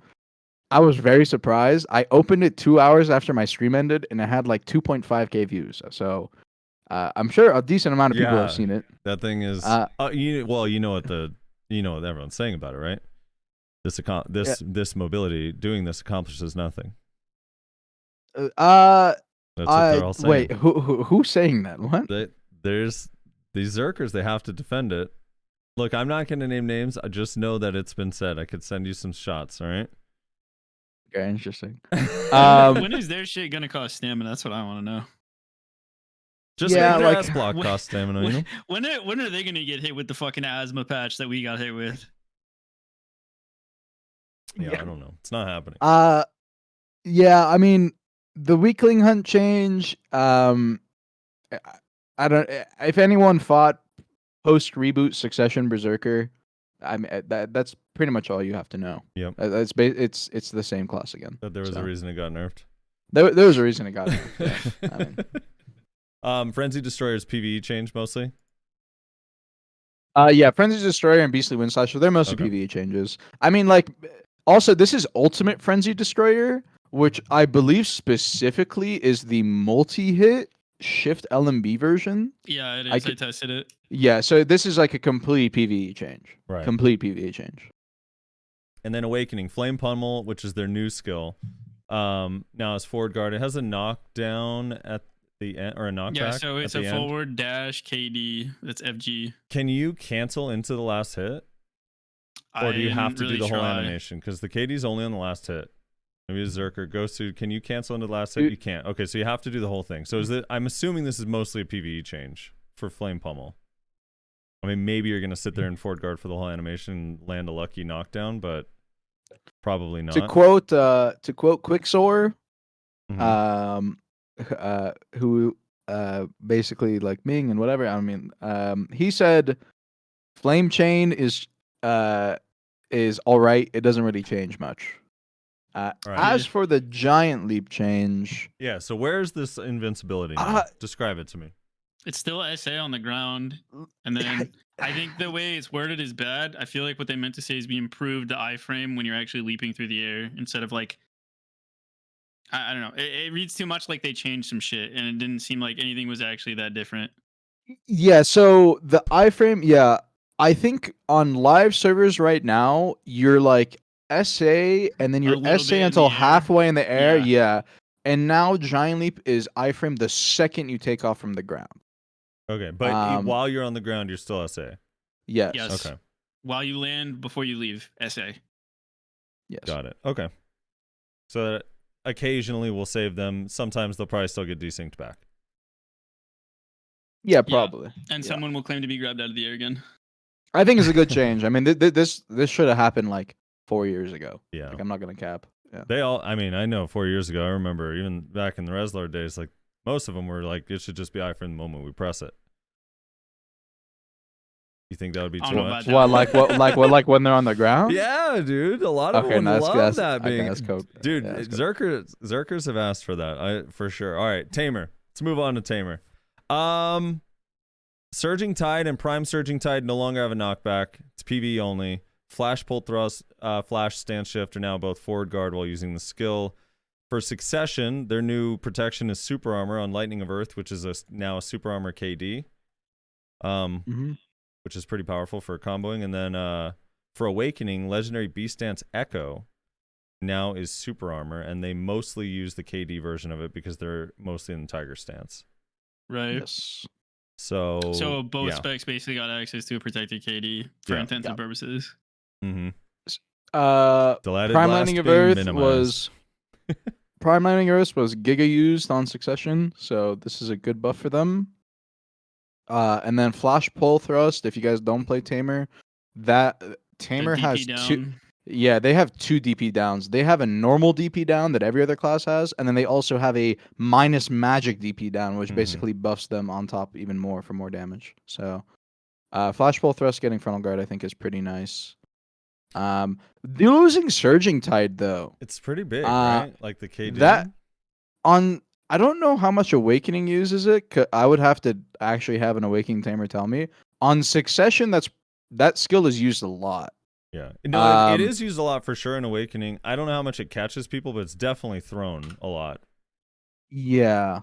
Man, I think this is one of those trade-offs where it's like, are you sad to lose it? Yeah, but I feel like you gain a pretty significant amount, like a SAKD. That's not a like small thing, right? Well, what I'm wondering is with the Surging Tide change, Surging Tide was how you got that like cheese like multi-hit stiffen that was invisible. Like that shit still exists. You know what I'm talking about? From the pet? Yeah. So I'm wondering if the stiffen still applies. Because if the stiffen still applies, they lost nothing, in my opinion. Because the knockback's cool, but like I think the stiffen was more so. I mean, it says Highling Surging Tide, so I'm assuming it's everything, right? Yeah, I'm not sure. I didn't have a chance to test it. So either way, though, I think Tamer's pretty up big from these. Mostly small scale. Like this class is still going to be dog shit on large scale, but small scale up big. Yeah. Musa. Knockback effect on Dragon Bite. Was Dragon Bite a knockback, or what am I misunderstanding this? Saying the knockback effect when striking successful strike with Dragon Bite 1 through 3 and Absolute Dragon Bite, and spinning slash while in the state of Deadly Sword has been changed to apply only to monsters. Then retaliation, absolute retaliation, knockdown effect has been changed to apply only to monsters. Divider, fixed a description issue. Prime Divider, the levitation effect upon successful hit with Prime Divider changed to apply only to monsters. Frontal Guard effect has been added. Fixed another issue. So Suck didn't really change much, I guess, except for because Prime Dragon Bite remains the same. This is only on Absolute that's changed. And then Awakening, obviously, stiffen on 1 step back, which is what's the cooldown on 1 step back? Low. I think it's like 7. You know, I think I 7's have right. a great point No, to it's make for this 5. part. All right, so I stiffen think on the 5. It's 5. Bro, So, and a KD or a super armor on dash slash, which still retains its KD, and BSR dash slash, which is a 5-second cooldown as well. And then Searing Slam, just for good measure, is 6 seconds. So 5 second, 5 second, 6 second protected CC rotation. I think the last time I saw a Musa Awakening use Absolute Dragon Bite was when I dueled Kyreem like 3 years ago. Yeah, yeah. Who the fuck uses that? That shit. I mean, it's a stun. So I don't know why the fuck they're talking about a knockback, but I think there's like some Tiger Yeah. Blade interaction there. But maybe they just Yeah. mean like the PvP CCs, all of them are gone. That would make more sense. Yeah. He caught me with that shit like every time, though. He was so good at it. Kyrie. Yeah, he was actually. he was really so good at at it. Yeah. I think a lot of people were really confused about these changes and didn't understand. They were saying like, there's people telling me that like, yo, Succession Musa got like hella nerfed. I was like, what do you? These are only for Absolute. So Succession Musa still has Prime Debite, Prime Retaliation, and so he didn't really. Succession Musa didn't lose anything. So as for the overall changes, I mean, like, I don't think I need to say much. Like this, Yeah. so, Awake Musa up big. Like Nazu's pointing out that the Dragon Bite changes are only for Tiger Blade. So potentially normal Absolute Dragon Bite still has the stun. Oh, really? Interesting. I mean, you're still not. I feel gonna like use that it. doesn't make sense though, because then like, I don't know. Why would they make you pay for only the Tiger or the Tiger Blade version? Oh, JM saying the codex says both are gone, stun and the knockback. So yeah, so I don't everything. know. Yeah, so everything, basically everything. That makes more sense. But not on Prime Dragon Bite. I don't know. I think to wrap it up, I feel like dash slash whatever. If they pick that skill, like fine. But Jesus, increase the cooldown at least somewhat. What are you looking for on an Awakened Musa now when you're fighting him? Like shout. Nothing. That's it. Basically, shout arrow. Yeah. But do they even use shout anymore? Sometimes it's rare. I mean, I know they do today, but once they have these 2 new protected CCs, do they still use shout? Maybe sometimes. It's one of those things where it's like, I mean, you could probably just pocket it forever until you're like really, really confident. Yeah. Otherwise, I actually think I mean, it's still an AP buff though, so like you could get their pre-buff, I guess, if you like know what you're looking for. That's about it. It's really not like they're gonna go in, they're gonna do their super armor rotation, they're gonna fucking leave. You chase them, and you maybe get to interact with them, or you don't have the mobility to chase them. That's it. Yeah. This class, I actually think that if you are thinking about wanting to like build a gear check class, I think you just pick Musa now. Yeah, it's one of them. This is 100% like a gear check class now. There's no punish outside of just chunking him. I mean, he's full SA. He doesn't have iframe, so like if you have the damage, you know, you're good. If all they got was the stiffen on 1 step back, do you think this would have been fine? Like, do you think the dash slash changes it would too be. far? It would have been much better. Yeah, I think. For a KD, I think for a yes. 5-second KD, yeah, too much. Yes. Yeah, but the stiff would have been fine. I can't believe they got both. Like that's crazy. That's crazy, man. Like I thought they were gonna find, like I don't know, if you wanted to give it SA dash slash, like make it a bound or something, or increase the cooldown, or yeah, you do a lot of different things, really. Succession Maywa, same thing with Dragon Bite, applies only to mobs. Prime Pedal Swirl, Razorblade Corolla, improved to smoothly link with Prime Pedal Swirl. Okay. Red Divider, the duration of the Red Divider attack is increased, so it now has more hits. Like almost double. Almost double, which I think is like a semi-revert of a previous change. And then Prime Pedal Swirl, the issue where the character rotated awkwardly. So basically only the divider change, right? And then a connection change. But and Mewa does already have some protected CCs and suck. And then Awakening, Ice Fang has a stun effect that applies to players on the first hit.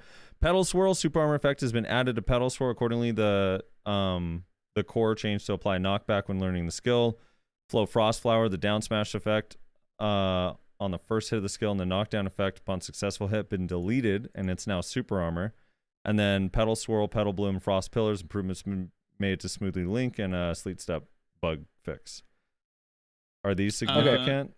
I'm gonna give a hot take. I'm gonna give a hot take real quick. All right. Hot take. All right. I think that Awakening Mewa is an unpopular class. That's not the hot take, but I actually don't think she's that as bad compared to Awakening Musa. I thought she was because of war scores and large scale.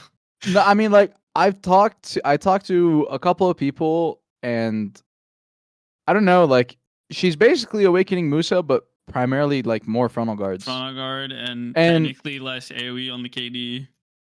Yeah, I mean that's like the only downside, but I think in a large sense, like I was convinced when I thought about it, like if you are good, like having more frontal guards is never I don't think it's a bad thing. Like you definitely have a lot more survivability if you're able to use them correctly. Yeah. Now keep in mind that is a hot take. All right, that is a very fucking hot take. I know there's a lot of people that. I think the main complaint that they've had is they feel like their CC pressure is low overall. Like it's a relative hot take when you compare it to Searing Slam. That's it. Yes, that for sure. So does this help the CC pressure? No, from what I've seen, Ice Fang is a like worse CC option than Frost Flower. I don't talk to a lot of Mewas, but like initial impression is Ice Fang flows from Frost Flower, so like this kind of messes up how you want to flow, and then it's a KD for a stun on a skill with I think even worse AoE than Frost Flower. So GG. But it is now. Is it not a protected CC just outright? I mean, I don't know that they care. Like, yeah, like it doesn't matter. It's just it's a forward guard stun, but it's still too risky. Stun. I don't know. It's like it's so weird. I'm not sure that they even really know like what they want the class to be. Yeah. Because she's got like so many different options that you could have moved. I mean, they could have made Frost Flower. Could have been the KDSA, and that would have been nuts. She's one of the classes I feel like has 2 core syndrome, like the most, you know, where like you want to take 2 cores really bad. Now again, like I don't play the class, so it's something of a hot take, but the consensus that I have seen is like you could have picked a lot of things and you chose dog shit. Bro, Awake Mewa is again like it's in that category of they've really just like they don't play threw shit. They just threw shit at the board and they're like, all right, let's just do this. You know, I think Awake Mewa players prior to this patch note, when they were anticipating, they were really they were hard punching the air. Yo, where's my iframe stigma, bro? Like the change that they've been wanting for so long. Well, I'm not sure. It's stigma, right? No, Sleet Steps. They want the iframe on Sleet. Oh, and stigma. Yeah, and stigma. Yeah. Like the change that they've been wanting for fucking years, and they still haven't given it to them. It's crazy to me. It's crazy to me. They're definitely. Do you remember how many times they changed around their self buffs during the reworks? It was like 5 patches in a row. They moved it to a different skill. All right, Valkyrie. Wait, real quick. We all agree Succession Mewa just like I don't think anything changed, right?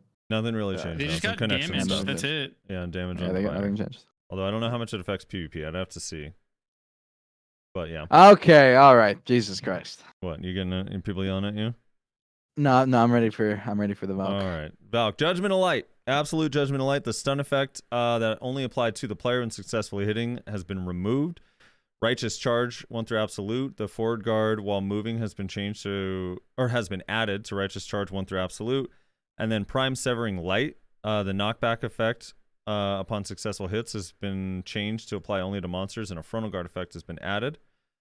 And then, so that I think that feels mostly like a PvE change, and also I guess PvP. They use it early on because I think it gives you, what is the buff you get from that? I'm forgetting off the top of my head. Or is there no buff? Yeah, that's their melee AP buff. So now the start of their combo, they can get their melee AP buff, the plus 20 with forward guard. And then for Awakening, Divina Volt, the flow spin damage is now super armor, and then Blitz Stab and Ultimate Blitz Stab both have forward guard. So those are both now forward guard. Well, the second one's just forward guard damage, but Blitz Stab is a forward guard KD.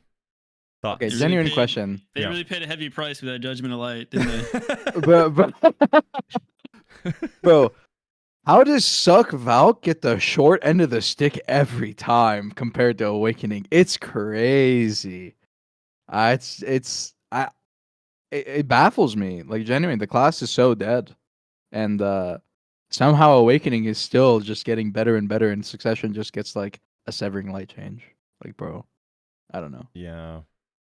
On a real note, I already talked about Valkyrie like fucking for a while. So the only thing I'm gonna say is, hey, listen, just because this class requires a little bit of hands does not mean the class is not fucking OP. All right, that's all I want to say. Yeah. This is So- like what all I'm gonna say here. When Armin was talking about people look at this shit in like a vacuum and they compare them to other classes, this is where the problem comes from. I look at the price they pay on Judgment of Light, and I'm like, why the fuck do I not have Smoke Stun? Well, we also lost. We lost Tragic Blade, we bro. did lose Big that deal. too. No, I don't know. That's the thing that's odd, right? It's like, yeah, the sacrifice that you make is crazy when there isn't actually one. Yeah. Which, like Musa, for example, dude, I actually think Striker's also one of the ones that is fucking insane with these changes. I'm gonna Absolutely. They didn't pay a price at all. be honest. No, price. We'll get there. We'll get there. Yeah, we'll get there. All right, when we get which there. I know Wizbelly's happy about this. If in a vacuum, Wizbelly's probably happy about these changes. Speed Spell and Magical Shield Super Armor effects have been added during the skills. Succession Magical Evasion Super Armor effect has been added. He's been begging for that for a long fucking time after they took it. Earthen Eruption's been changed to activate the second hit when linking Earthen Eruption skill after Teleport, Ultimate Teleport, and Succession Magical Evasion. And then Awaken Witch, Elementalization, the super armor change to apply at the end of the skill. Accordingly, the skill description has changed. And then Barrage of Lightning has been improved to link. And then Barrage of Lightning, Lightning Blast, the issue where the summons attack triggered, bug fix, etc. So not really any changes for Awakening except for, just the Speed Spell and Magical Shield protection, I guess. And then And the Magical Evasion. well, This is a magic, small scale on change. Awakening, yeah. So you said Awakening? yeah, My sorry. bad, my bad. No, you're right though. The magical evasion change on Suck is big. Like Belly's Yeah, it's gonna be insane. slippery as hell. It's a small scale change for sure. Does this make? I mean, like people already thought like Suck Witch was kind of better than Wiz. Does this like firmly put Suck Witch Well- above Wiz for Well, like Wiz got Solaire? it too. Wizard Wiz got it too. It's not as fast. It's not as fast. It doesn't go I as far, compared for them sure. both. It's not as fast. I agree. No, it's not as But- fast, but it is not. It is protected. What's the cooldown I on think- it? 5 seconds? 4? I think it's 4. Yeah. 3? Oh, it's 3. No, it's lower. Yeah, it's Oh, lower. 3? Oh my god, dude. Oh my Yo, maybe Suck Wiz runs out of dude. stamina now. Yeah, maybe for the no, it's not gonna happen. It's still not gonna happen. No. They're spamming that shit. Yo, Yeah. Hunter's gonna have a little bit more protection now, and he's spamming his magical evasion. You know?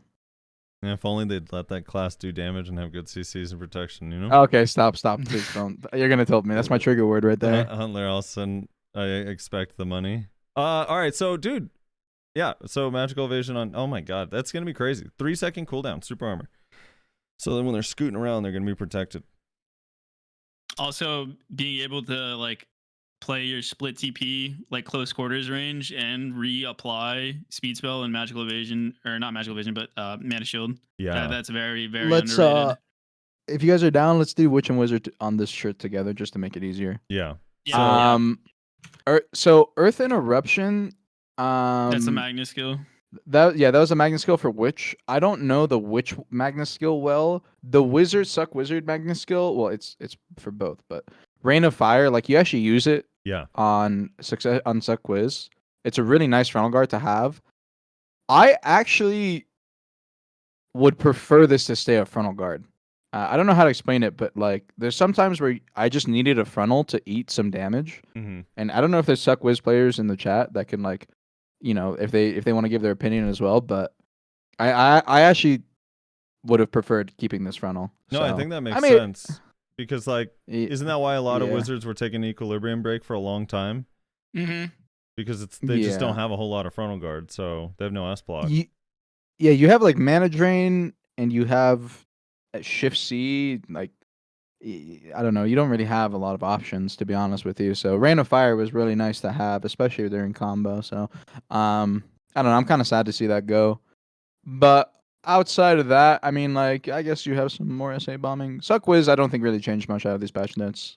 I Yeah, think I was he's gonna say, like, I look at this and I feel like Witch got the upgrade more so just because of the magical vision stuff. yeah. The effects that, like the awakening stuff, like flow aqua bomb, that's the flow. That's not Yeah. the range KD. That's just the the flow. flow. Yeah. And it's such a weird, like, I don't know what the hell they were doing type thing, but whatever. Yeah. We can oh yeah, and then yeah, to talk about awakenings on Wiz, like I actually think Awakening Wiz is an Sleeper? insanely high DPS class. It's so sleeper. Yeah, Nah, yeah. it's I so agree. sleeper. I Uh, agree. The Aqua Bomb change, yeah, I don't think it does much. The Elementalization change, I was in BP's chat and he was like, "Oh my god, like it's so big." Like, dude, I don't think it changes shit. Like, you're already just like normally doing Elementalization and you're chaining into another skill at the end of your Elementalization, right? So, all you're doing is just getting like an extra linear. Like, I don't see the Doesn't point do of it. that. It doesn't really change that much, yeah. Yeah, it doesn't really do much. So, All right. Dark Knight. A forward guard on split second has been removed. The knockdown effect this one was on so confusing. absolute Gamma got removed. Applies only to monsters. For succession, prime enforcement, forward guard effect has been added. So it's like you guys were saying earlier, it's only on the first hit. The flow does not have the forward guard. Blooming Black Rose super armor effect has been added to the Blooming Black Rose skill. Corrupted Ground, the stun got removed. Corrupted Ground's now just a super armor damage ability. It shows this under succession, but this actually applies to normal pre-wicken as well. It's just an absolute skill, so I don't know why it's listed there. And then Prime, I tested that on labs. And then Prime Twilight Dash, Camouflage, the distance traveled backwards when linking Camouflage during the additional strike has been reduced. So you kind of just like... that was a nerf. That was a nerf. Like, low key, that was a nerf, by the way. Not the way they talk about it. So I can actually shed, I guess, a decent amount of light on the awakening stuff because two of my close friends are, DK mains. One of them's currently shitting on me as he always does in Frosty's chat.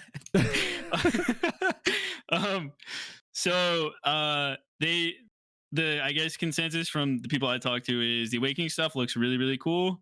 The Twilight Dash, they actually don't mind because that was a problem with Twilight Comma, I guess, is Was it putting them too far? too far. Yeah, it Yeah, was putting so them too they far. puts them closer, so they actually like don't mind the change at all. I think it was something they asked for.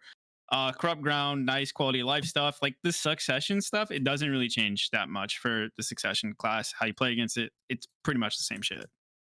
You see, the thing was when I saw the Twilight comment change, I was like, oh, I wonder you if thought they nerfed now the like, range? well, yeah, in my eyes it was like, oh, well, now when a Suck DK Twilight commas into you, if you step back enough, you're gonna get behind the frontal on the comma slash. I mean, So like it's still they can user potentially get controlled fucked at the end of over. the day, so they choose. Yeah, it when is user controlled. Yeah, yeah, that's true. I think they also it probably makes it easier to aim. Like if you know that it's going to be right at the end of your Twilight instead of kind of trying to guesstimate that space. Yeah, it's more consistent. Yeah. And then So for it's combos, a bit more skill it's just expression better, now. right? For combos, you're like always going to get that KD instead of sometimes you get screwed can see and that. teleport too far. Yeah, Seems good like for it. combos though. And then you have the awakening, the flow darkness outpouring thing.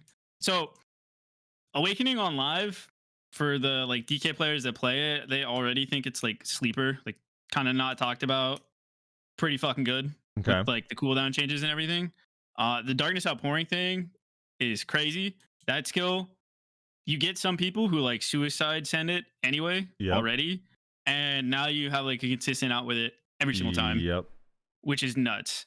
And then the grip of grudge thing, I don't even fucking know. I Like, why that's don't know in there. either. That one's so weird. That one's so weird. I knew we're gonna be getting one shot by grip. I've been saying it for years. You ready? That shit's crazy. And then Spirit Blaze flow. So you can hotbar the flow, but it's got this like unavoidable wind up to it. It's like it's all right range. And I was testing a few combos. Like it's usable, right? It's a usable skill. But consensus is split here. Some of them really fucking like it. Think it's gonna be like something they end up using here and there. And the other one is like, I'm gonna use my toolkit and I'm gonna get out and I'm not gonna bother using this shit. Right. So I guess time will tell. I'm doing the math. Is the damage Does it actually do damage in PvP? Spirit Blaze or grip? Spirit Blaze. 2176 times 7, 100% crit, 60. Is that 68% Yeah, reduction? 68.1%. So it's pretty. That's it's pretty fairly, good. It's like it's pretty good. It's like fatal blow. It's all right. It's one of those things where it's No, like I don't- it's I like think it's full fatal more. blow, but the thing you have to remember is the animation is not fatal blow. That is Right. it is It's a a winded longer animation. animation. Yes, But having a protected KD in the kit it's nice. No, is it's actually great. going to be kind of for combos. Yeah. It's one of those things. That's more where like it's a blade spin. That's more like a blade spin, by the way, in terms of damage. That's actually pretty good. It needs to So. do both hits to get the full. Oh no, it's just the one slash, right? It's like the Yeah. wind up slash Just at the one. end, right? Yep. You just Okay. raise the blade up, swing, KD. I think it just be Okay. hard to use, though, is a problem. Yeah, good players will find a way. Bad ones they'll let us CC him out of it for sure. When I saw the Wick DK changes, like, my perspective is I haven't seen the class in so long. I don't even fucking understand how its damage works anymore. Like, and the thing is that I know it does good damage on capped, but on uncapped, I genuinely haven't seen it. Well, And I was the just, last I remember was like it didn't do much damage. I was from just what I fighting Teeter remember. recently, and he was just killing me standing up on Sacruno on repeat. Oh, was he? Oh, okay, all right, good to And I know. was like, yeah, I put on like I put on like my Narc and all defensive crystals, took off like Vipers, and then I was like 440 DP fighting him with like 8k HP, and he was just whittle me down until I'm dead. Do you guys remember when reworks like first happened and Musa and Mayo were like fucking nuts? Yeah. Yep. The one thing that we had going for us at the time is people were rerolling DK to farm the bladers. All right. So Right. True. I'm okay with like Awakening DK being in the meta, looking at that Musa patch. So just let it go. The problem is they do fucking nothing to Valk, Striker, Mystic. Like Yeah. they're just completely, utterly useless. Yeah, no, too much of an RPS matchup for sure. Dude, their mods are still, I cannot believe they've not been changed. You're not wrong. I was gonna say, I guess, kind of as a last thing, man, if enforcement got frontal guard through the whole thing, dude, that It'd be ability nuts. chunks. That That ability ability does. chunks. I'm glad. I specifically remember, bro, when I was in the AOA, like the first best in guild tourney with Devios and Raiden, and we fought the Ingenium team. They had a DK. Mm-hmm. He did enforcement, and I went from 85% in like my full evasion, like DP gear, and I died. It was just enforcement, like, and it was like I think it was one other skill, and he just basically one shot me. So that skill is a chunker. Yeah. So I don't know. slaps. It's kind of depressing. I mean, I think at least now you can maybe have more confidence using it. You know. I mean, I know people who send that shit into like people's face when they're not even CC'd. So Yeah, buff. you're not wrong. Yeah, you're not wrong. Okay, I have a hot take on the Striker stuff on one single ability. So Oh, we're at Striker. Oh my yeah, god. So starting with the main hand in succession, Flash Step and Silent Step, both the super armor is going to be more reliable at the end. Wolf's Fang no longer has a stun; it is now frontal guard, and the issue where the stun has been applied on 2 hits has been corrected. And then Flow Strike Through, the bound effect has been changed to apply only to monsters. Flow Landslide, those are 2 of the air attack like things when they're hopping around. Is now applies only to monster. I want to say the Wolf's Fang stun thing is interesting because I saw people saying it's insane that they'll be able to chase you. But dude, like when you fight like Pig or Hunter, like that stun gets behind your frontal, and them not having that for me is like a upgrade, to be honest. yeah. So I know they'll be more protected, but that stun fucking lands, man. Kind of. You're not wrong. So. I think we've literally seen Devios win like 2 tourneys rounds just off of using Wolf's Fang and getting a catch. Yep. Like, yeah. So I think it's like a mixed change. Before we go on to Succession and Awakening, can I say something? Yeah. It is like imagine you have the privilege of being a striker, and instead of taking away your Flow Nimbus strike bound, they take away Strike Through and Landslide. Who gives a shit, man? Dude. Could have taken Nimbus, bro. could have taken Somersault, could have taken Mass Destruction, Could have taken Mass, and you take the 2. Like, this is what I mean. This is a class where there is like they know exactly what to do to make this shit OP and make this shit strong. Stun, by the way, like Dude. For the Yeah. people in the back. The what? What'd you say? That's I said lost smoke screen stun, by the way, for Yeah. the people in the back. Yeah. Yeah. Something we weren't it's really using, you know? crazy. Maybe they're like, Yeah, well, yeah, yeah. statistically, this used it to Luxury cancel skill. Flash, so who cares? Yep.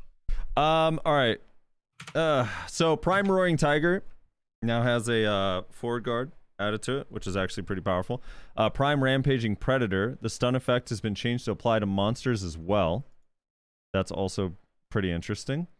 And then lastly, Prime Wolf's Hunger. The stun effect has been changed to apply to the player when the first hit of Prime Wolf's Hunger skill is successful. So on Suck Striker, this can still CC you on I guess just the first hit.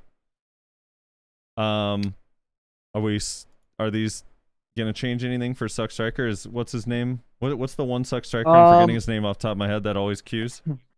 Verde. Yeah, is Verde gonna be hyped or what are we thinking? I do think it's a nice change to the Rampaging Predator one. I don't know how. Like you got a finesse. I think it'll kind of be a thing of like, okay, Striker can get a CC like a grab, and instead of like comboing and just getting grabbed or like caught or whatever, because you know he's giga like frontaled during his combos, he can like run away and then run back in and like Rampaging Predator from range for the stun. That like some ninja shit, I guess. I don't know. The Rampaging one is weird. I don't even know if you're gonna catch people with it, to be honest with you. But the Roaring Agreed. Tiger change, I think will be good. It's You know, just they can drop it a lot more yeah. reliably in group. So Yeah, I mean, I feel like that was something they deserve. They should have had that. Yeah. yeah, I agree. And then, yeah, obviously the one that sticks out to everybody is the Wolf's Hunger one. That shit's crazy. Yeah. Is that the Mystic one basically? No, this is the suck version of it. You know, like the little dash you do, Armin, like the triple dash when you hold F. Yeah. That's Wolf's Hunger. It's only stun on the first hit, I think, though. Yeah. But, Only it's done on just I the mean, Prime version. Yeah, just the Prime version. It's still fast though. Like, Yep. if you don't expect it or play around it, it's gonna I know catch which one somebody. this is. Yeah, I know Yeah. which one this is. Yeah. Yeah. The difference between these two is this one has on all of the attacks you have super armor, and they didn't take that away on Prime. Right.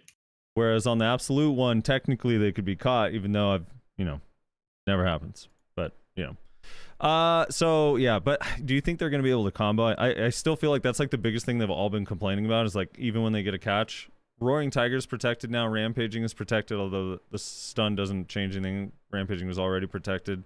Like it's really just Roaring Tiger, right? Is that enough to help them actually combo somebody? I mean, previously. I mean, didn't they Roaring get Tiger is like a Somersault? nuke skill, no? But no, wait. Yeah, and Didn't they got Prime Somersault get that shit in like a couple patches ago? Yeah, Yeah. that is true. Prime Somersault and Absolute Somersault, I believe, didn't it? Or it's the Rising Blast thing that kind of. Oh yeah, that's what it was. Yeah. So it's just applied to the skill, just in general. I mean, I would hope that's enough. They probably need one more. They probably need one I more. They think they'll punch be like fine. 40 Yeah. times per combo.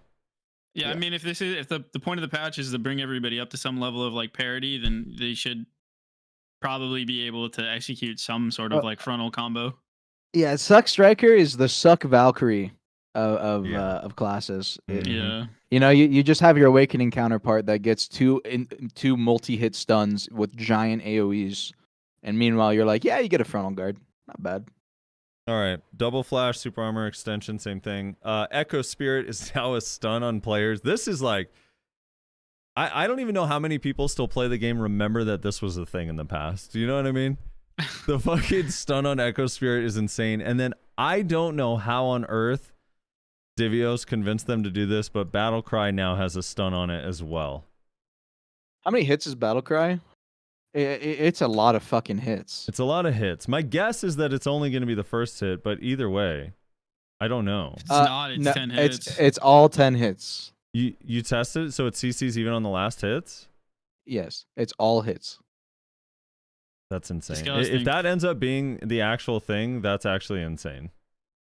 They gotta lose mass, bro. Like, yeah, like Mass, this is what I dude. mean. They gotta lose It's core just spiral. Make that shit forward guard. I don't know what the fuck. What is this? put the gap back in there. Why play any other class and not just play some shit like Striker when you know you're never gonna be down bad as a class. Never. Dude, this is Anasui's saying they got SA Thunder Pound. This is so much better than Thunder Pound. It's a 360-degree AoE. Like, And it's not even close. It's SA. It's not frontal guard. Yeah, it's SA and it heals. Imagine on trying use. to grab it. It heals on use and on hit. This skill is so loaded. What is this skill? I don't understand. Imagine trying to grab this skill, bro. You're just gonna get fucked on a lot of classes. You're actually gonna get stunned trying to grab it. It's crazy. This is on top of the extra iframes they got a few patches ago. The back hop stuff, like. Is Chain Crash like this too, or is it only on the first hit? I can't test it by mouse moving, but I believe it's multi-hit. That's actually insane if it is. If you can't get rank 1 in Arena Solaire on Striker, you suck dick. I just said like I'm sorry. Like you are trash at the game. Yeah. You are so bad at this game. I'm sorry. All right, so that one's gonna be a problem. More or less of a problem than Musa. I guess in large scale less, in small scale more, or same. Something like that, yeah. Yeah. You think Divios is gonna still say that Awakened Striker doesn't bring anything to? Bro, he's the propaganda master, man. He swindled the devs. I think he's bribing them under the table. Actually. I don't doubt it, dude. I don't doubt it. It has no utility, so it brings nothing. All right, Mystic, same thing with the Flash Step, Silent Step. They also lost Flow Strike Through and Flow Landslide. Elbow's Edge is now Super Armor on 1 through Absolute, which is actually really cool because after Flash Step, you get, it's kind of like a forward scoot, almost like Midnight Stinger, like a quick. It's also Midnight a natural Stinger. DP down. Very good change for them. And since it's absolute, this affects both Suck and Awakening, which is pretty cool. And then for Succession, they got the extent. Oh, they got after Flash Step has been changed to activate from the first hit when linking Scissor Kick, and then Scissor Kick now is the float on the first hit instead of the second. And then Prime Sea Burial is now just a bound in PvP, and the movement distance has been increased. So Prime Sea Burial is now a Super Armor bound. I don't know if this is like, I don't know if they fully I don't think they like wrote down the full changes to Scissor Kick, but just in case anyone's not aware, like you are able to Flash Step and play out that full animation of Scissor Kick now. So you get the extra, like, you know, like how there's 2 different animations on live. Mm-hmm. You have the base version where like you do a couple like hops and then the kick, and then if you do Flash Step, you just do the kick, right? No hops, no extra movement, nothing. Right. On Global Labs, you can Flash Step and you get the extra movement distance from the hops still with the new CC stuff. Got it. Okay. Yeah, I mean, this is just, again, this is like one of these that they sacrificed Strike Through and Landslide. What? Like, Also, I compared the like Prime Sea Burial extra distance increase. It's not that much. It's like 10-15% increase. It's right. Fucking very small.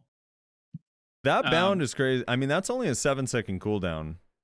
No, it's a good change. Like, I'm happy that Succession Mystic got some love, because this class is one of the ones I feel like they get ignored a lot. And I understand it was like in a good spot in season 1 for Solaire and all this other bullshit, but like, dude, it fucking sucks to watch your counterpart class Striker pop up in the notes for like 2 years straight, non-stop, and you just get nothing. Yeah, replace Striker with Ninja, I know. Suck Mystic is well, I honestly, yeah, she's just like the AOS class. I think it's like going to be really fucking strong, because after the add-on changes, I just was fighting Anasui the other day. Their damage is fucking crazy with the add-on changes. Like having that extra 10% crit all the time, as well as the DP down, a little bit more attack speed, plus now the CC pressure's going up. That class is going to be nuts. I mean, no one really talks about, or I guess we didn't really dive into it, but the silent step change, the Flash Step change, the gap close on Flash Step is actually like huge quality of life. I'm so happy they did that. One of the like most annoying things I feel like about playing Striker Mystic is using the backdash, and you know, if you're new to the class or you're not super experienced, you're gonna get hit out of it because there's just an unavoidable gap if you don't cancel. Right. Yeah. So it's pretty good nice. change. Awakening. Double Flash, the Super Armor increased as well. Hurricane Sweep, the bound and knockdown effects have changed to apply only to monsters. Now Forward Guard, so it's just like protected damage. Earth Splitter now has Super Armor, so it's a Super Armor bound. Wave Orb, the bound effect is changed to apply only to monsters, and the Frontal Guard effect has been applied while charging and to the use of the skill. And then if you take the core, you get the bound, and then Wave Orb, Sea Burial, now flow after Hurricane Kick smoothly. All these are great changes for Awakening Mystic because one of the biggest problems is she has great utility in her kit, can't combo for shit. Yeah, its damage is still going to be pretty bad. Yeah, the protections are nice. We'll have to see the damage, I guess. One thing I'm curious about is this is a good start. Obviously, they could do more, but I'm curious if this is something they thought up on their own because this actually mirrors a post on the KR forums that I saw very closely. I'm telling you what they do. They go to the KR forums. They have 2 devs, and they have one guy with the mouse wheel, and they scroll it up and down, and they're like, "All right, point at the screen and say stop with your eyes closed," and then they point. Whoever it's on, they're gonna implement that change. Yeah. No, you but know this what's is crazy. Like yeah. my Foxclaw bug, it got fixed within 1 week of being posted on KR forums. Is that not crazy? Is that not just absolutely It nuts? is, yeah. You KR get everything you forums want. Always. are J.He Kim's Bible, bro. I do, because obviously there were 0 damage changes up or down in this entire section. I mean, this entire patch. So I don't know. I mean, I assume there's going to be more, right? After today. I would hope that they would iterate on this. Like, it's a good start for some, but like a lot of classes got either too much or too little. Yeah, and there's still like a massive damage disparity between like the best and the worst, right? Like, yes. So yeah, hopefully there's more. Yeah, so Mystic kind of crazy. It's still missing damage. All right, Lawn. Like you were saying, the Lawn. All right, wait, Succession Lawn, Blade Dance, Super Armor at the start. That I don't know. I mean, you'll use the CC as like a re-CC mid combo, but I don't know how much you're catching with the first hit of Blade Dance because it's kind of small AOE. Prime Crescent Barrage now has Super Armor in the beginning, and then Fragrant Stigma is now fully protected all the way until the landing. That's really the only changes in Succession. Succession Lawn is a sleeper class. Mm-hmm. Prove me wrong. It was good in PvP, and they really I don't know. Some of these changes feel like they're more PvE focused than PvP focused. A lot of them actually for Suck. Yeah. Yeah, but you know what? It's still a sleeper class. It is, and I still think it'll be good. Blood Moon Twist. Forward Guard has been added. Flow Mangler Knockdown has been changed to apply to players. Binding Change. The bound has been removed, and the skill is now Super Armor. And then Bleeding Hearts had a description change and an issue fixed with the description hit rate. Yeah, so I'll go through this real quick. Okay. Flow Mangler was like the old KD combo tool they used to like use. So you try to like get a little bit of filler in with like Bleeding Hearts. You do 1 tick Full Mangler. You iframe. It was unprotected before, right? Yeah, but it was fast, and then they made dude. it SA, and then they took really away fast. the. It was really fast. It was really fast. SA took away the KD, then introduced a revamp on BMT, and BMT is like range. I don't feel like people actually know about this ability, but it was a range unprotected forward guard with a couple different cancels and a couple different cancels out of it. And then it got forward guard this patch. Cancels are still there. KD back on Mangler. Binding Chains is a awakening only skill, Shift Q. It used to be unprotected, down smash, and they basically just made it no CC, SA, which is just a pure upgrade. Chains, Frosty. Yeah. What's up? Go Binding Chains on BDO Codex. Yeah, Binding Chains is their little oh sorry. Binding Chains is that was the new skill that got added when everyone got the new awakening skill. That's Shift Q. The damage on it is good. Yeah, too. really so good. like you're gonna end your combo with this most of the time. So having the super armor effect was like a big deal for them. Mm-hmm. So like those 3 changes alone, like yeah, incredible. They're probably very meta in Solaire at the moment if this goes live. You know, it's just kind of depressing, I think, to be an Awakening Lawn player because like you're basically built to be exclusively a small scale class. But you know, not gonna lie, I don't think it's that good of a small scale class overall.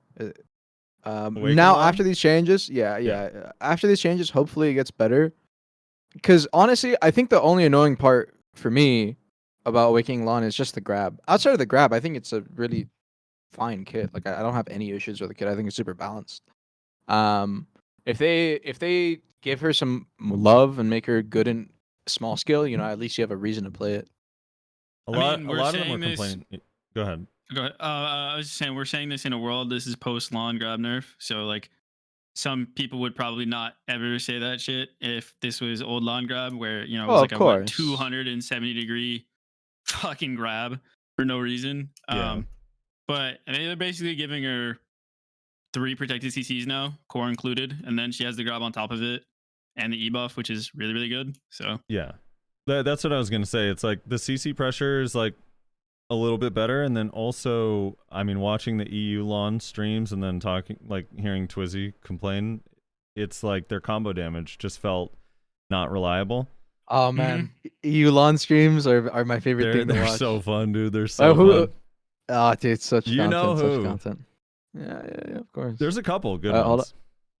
Nah, frame streams are my just peak favorite, content. dude. I It's just love peak frames, content. dude. But frame, It's like just all peak the time, he content. was complaining about combo damage. So I mean, Oh, he hella this is gonna make their complains. It's a combo- complaining stream, but you go there to watch him maul. Do you know what I mean? Like it's just so good. It's so good. I think it's just like making the combo more efficient, coupled with the add-on changes, so your damage just feels a little bit better, even without actual damage buffs. It's gonna be. Plus, they got the AP buff recently on, like an improvement on it. So I don't know. Yep. We'll see. Archer, Earth Shatter. This one, I need Earth Shatter explained to me. So it says when Earth Shatter skill hits successfully, the player knockback effect disappears and forward guard effect has been added. So they removed the knockback and just gave it forward guard? On That's Earth my Shatter? probably. understanding. I didn't spend a whole lot of time on Archer, but I'm pretty sure it was just pure FG, no CC. Okay. And then Zephyr Leap, Ultimate Zephyr Leap, the forward guard effect applied during the retreating motion has been changed to Super Armor, which I think is just a nerf, right? This is a nerf, yes. It's a nerf. At first, I was thinking in 1v1s, this is probably a buff if you're fighting like like for example a fast short sword. But then I was talking to Fetch, and then I was like, yeah, you're kind of right. In large scale, you normally have the spacing, and you just want to use this as a frontal guard disengage. Yeah, always. Always. I feel like even in Solaire, you're gonna position yourself to use this where it's SA, you get some distance, and now the forward guard helps you from taking more damage, and that's just gone. Now you just take damage. So pretty unfortunate. I can't tell if this is like a targeted nerf or not, because I know like at least from reworks they used to talk about like frontal guard in some cases. No, I think this was like they thought this was a buff. I think they Like, I'm thought it not was a gonna buff, cap. 100%. Because in small scale like 1v1s, I genuinely do think that this is like in that scenario, I would say like you would get caught in the skill, and that's probably what they were thinking. Maybe what like their whole point of the patch then is more targeted towards the 15v15 stuff instead of like the traditional large scale everybody thinks about. It would make more sense in that context, at least. Maybe, I don't know. The shy changes are. Can we skip it? Just skip it. They're mostly PvE changes, are they not? I mean, they're it's all just on, PvE. Yeah, they're all PvE changes. There's not even CCs, I don't believe, on any of these abilities. Is there? Yippee! Grats, Shies. You can go grind your Gyphins even better. Have fun. All right. They lost On their a CC Guardian. on 1, 2, 3. Okay. All right. Grats. Their buffs are Alec, still. I'm sorry, brother. It's nothing against your class, bro. I still enjoy your streams. Love you, Alicos. Your class is bullshit. Guardian. Main weapon. Strike down 1 through absolute. The bound effect has been changed to apply only to monsters. Frenzy 1 through absolute. Bound effect when hitting has been changed to apply only to monsters. Black Blood Circle Flow. Black Blood Eruption combos changed when holding Q while using Black Blood Circle accordingly existing state. Something. All right, Succession. This is where it gets crazy. I think this is kind of crazy. I actually think some of these are nuts. Prime Mutilation. Frontal Guard effect has been changed to apply even when an attack is in effect on Prime Mutilation. Prime Black Blood Circle. This one blows my fucking mind. Now has a float effect upon successful hits, when which only apply to monsters. For the Prime Black Blood Circles, change to apply to players as well. Yeah. I think you potentially misunderstand it though. Okay. Because it's not all hits. No, I understand that, but that AOE literally is all of Olun Valley map in Solaire. Yes, I agree. It's like think of how good Katana is, even with just the one hit. Now imagine double that AOE size. This one is really like it takes a second for the float to come out though, like for her to slam her hand on the ground. But it's still powerful. I mean, what did they lose? Strike down bound and frenzy What did bound? they? Yeah, what did they lose? So I don't play the class, but like from the little conversation I did have, apparently Frenzy does have some small uses. So it's not. I guess they didn't pay nothing, but it wasn't a large price. Yeah, they lost flow landside basically in terms of use. You know, catch one guy in a blue moon. A Prime Frigid Wind. When using Prime Frigid Wind, skill has been improved to rotate immediately according to the direction of the camera. And Prime Avalanche Strike, the issuer, the description of the number of the hits is was displayed as 7. So not Not anything crazy. But Black Blood Circle being a giant AoE float. And then Mutilation. What is Mutilation's CC? Wait, Frenzy? Wait, Frenzy's their lingering iframe? Wait, which one is that? Is that the sidearm? Wait, no. Wait, what do you mean what do you mean Asme by lingering iframe lost? What's the input for They're Frenzy? talking about Awakening. I think he skipped to Awakening. We're not, I think. Wait, let me see. Frenzy. Let's see. Frenzy. 1-3. The bound effect Frenzy. All they did is change Frenzy to a bound. Absolute Frenzy. Yeah, Frenzy is not a iframe thing. Yeah, I think maybe he's thinking of something else. Let me find. I'm trying to find Frenzy on the list. It's in the secondary tree. It's at the very bottom. Okay. It's literally SA bound, 1 hit. Yeah, it's F. Okay. So it's that. Yeah. And then Mutilation is this one, which has a float on it. So it's now a forward guard float for the whole thing. Yeah, it's a full FG. This one's pretty powerful too. I mean, I know it's like not super fast, but it's one of their go-to skills. Like if you're a Shock Guardian player, pretty fucking happy with what you got. Yeah.